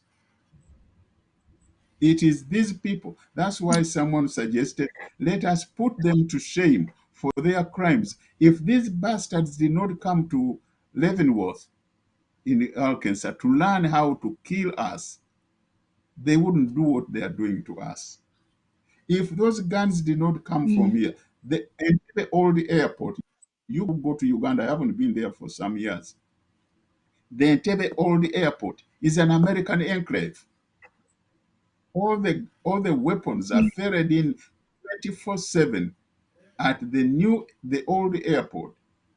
They even kicked out all the people who used to live around that old airport so that it can be a safe zone for the American C-130 flights coming in, bringing weapons to be distributed for the entire region. Why the other woman whom Prince Chimbugwe played some time ago, who said, yes, Museveni is valuable to us because he's our puppet dog in Africa as Israel is for us in the Middle East. So weapons are brought in the old airport for distribution throughout the region. All those guns which you hear killing people in Uganda, in Congo, in Rwanda, in Southern Sudan, they are ferried in by Americans.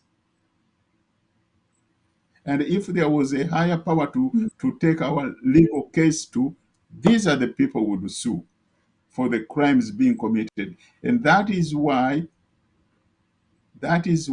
some of us who understand these things better, we have a different view, and not a nice one, towards what these people have done to our region and our people.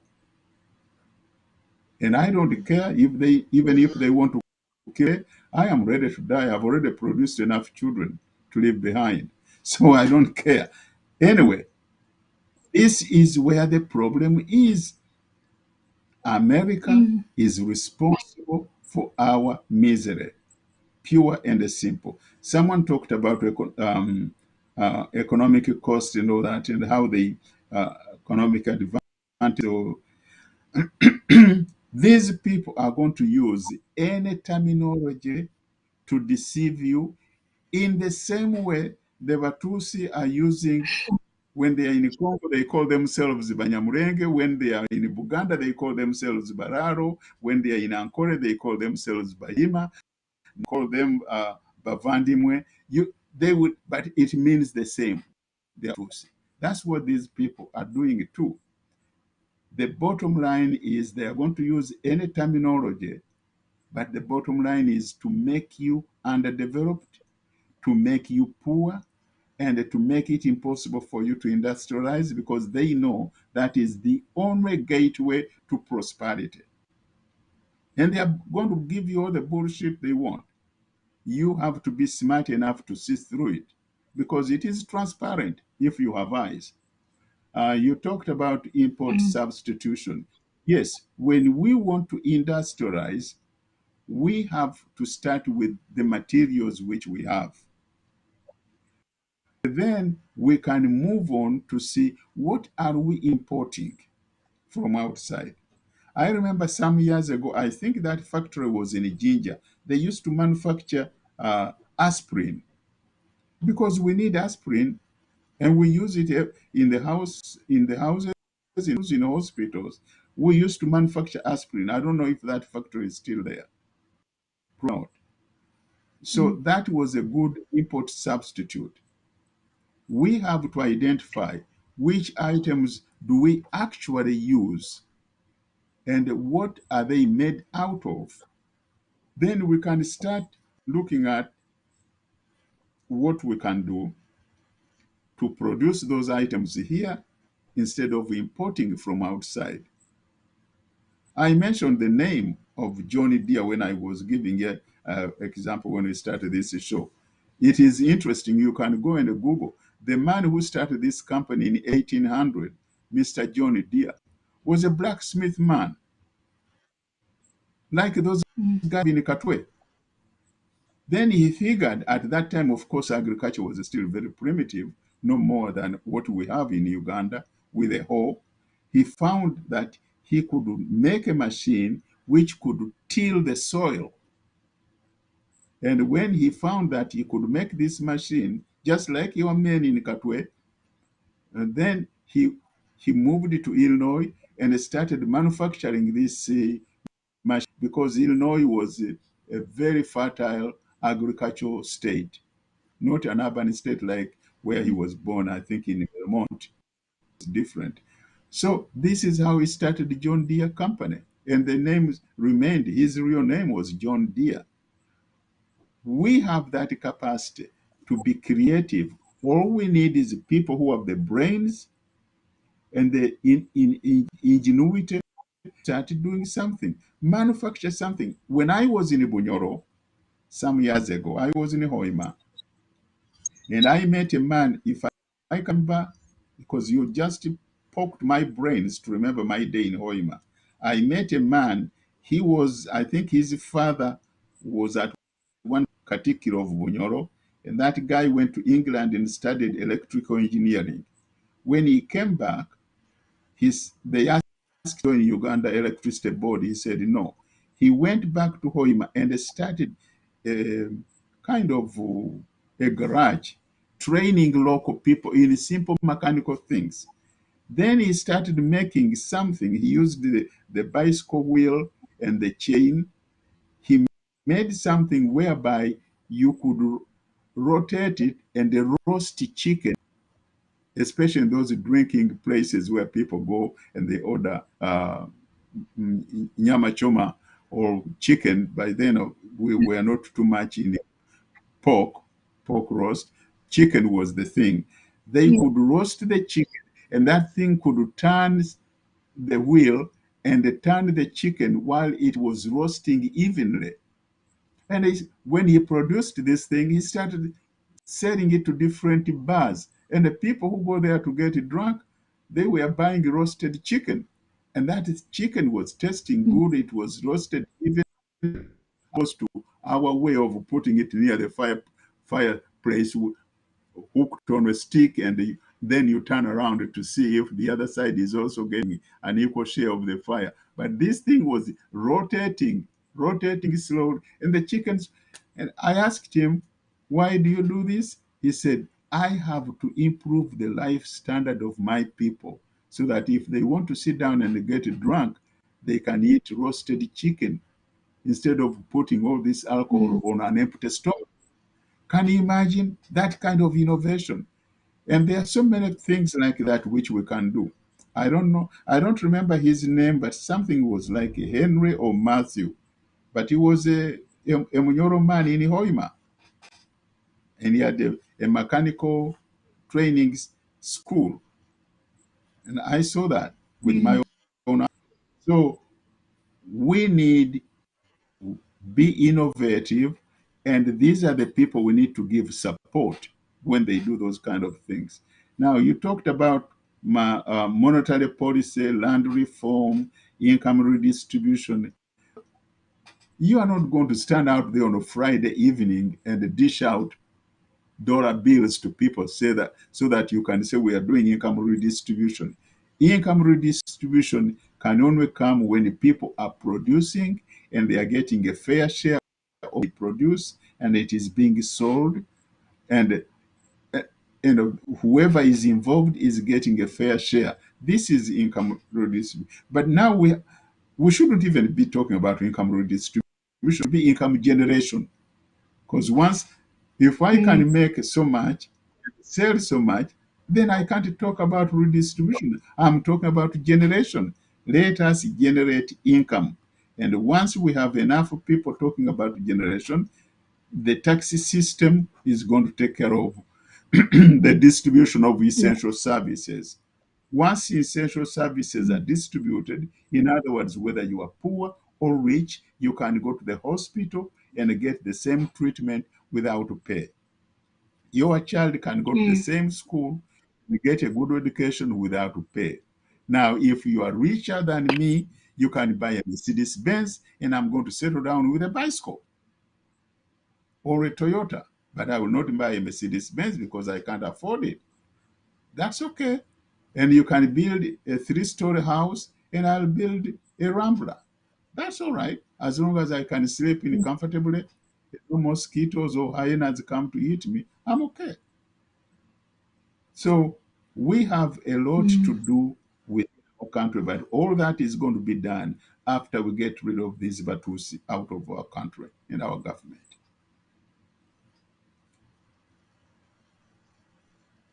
So, thank you so much for replying to all the questions, Mr. Kintu. I think that was the last segment, and I would like to invite you to bid your farewells to the viewers and people who have been watching us, as we will be concluding with our show today. Thank you very much. I want to conclude this show because Mm, it has come at a time when things are really changing rapidly in our country. We are aware that you, Museveni, have turned Uganda into your family property.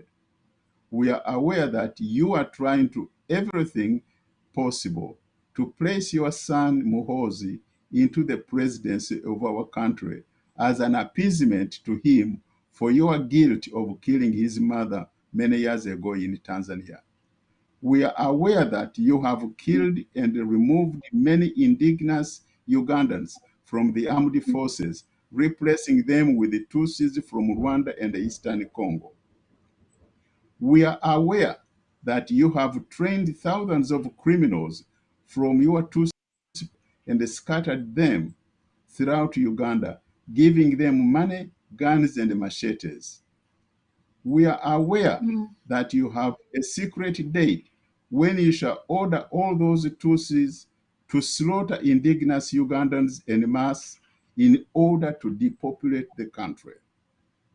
We are aware that you are confident that the outside world will not intervene to stop you from killing Ugandans because you have been a royal puppet of Western powers.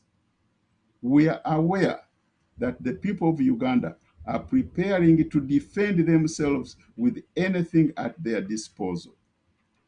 We are aware that Ugandans are now checking in their villages, identifying who is who planted in their midst to carry out your order of mass killing of Ugandans. We want you, Yoweri Museveni, to know that all that blood of innocent people is going to be on you, your family, and your clansmen. And there will be no apologies to make. But we are going to defend ourselves. Thank you very much for listening to this show. thank you. Thank you so much, Mr. Chintu, for being with us, sharing your knowledge with us, and also encouraging us and giving us the strength that we need. I would like to thank everyone who's been on this show today, and I want us to investigate and really think deeply about the political arrangement or the political atmosphere as it stands today. Let us look at all these political leaders or so-called political motivators, as I like to call them. They're just here to push political agendas. How many of them are actually ready to stand against our biggest enemy, which is Western imperialistic powers, for the benefit of us, the people? Because regardless if we change government, if we do not change the attitude that the West has towards us by asserting ourselves, as Mr. Chintu says, let us actually revise how many of these political leaders have suggested such a nature of relationship with the West, knowing very well that they are the root and the cause of our exploitation and of our misery as it stands today, and they do not intend to stop. Let us not lie to ourselves that there is any European nation or Eurocentric nation, because America and Canada are fabrications of Europeans here in the Abiyala. Let us not think that at one instance they're going to feel sorry for us. They are going to want to do kumbaya with us. Let us revise how we have constructed a relationship in our politics with the world around us, or it will come crashing in and we will be left with nothing but perishing and having to flee. The job is ours to do, it has never been anyone else's to do, and let us be very assertive with these points. Thank you so much. Thank you for everyone who's been with us. Until next week, we will be back every Sunday as per usual. Have a blessed day, have a blessed week, and until we meet again.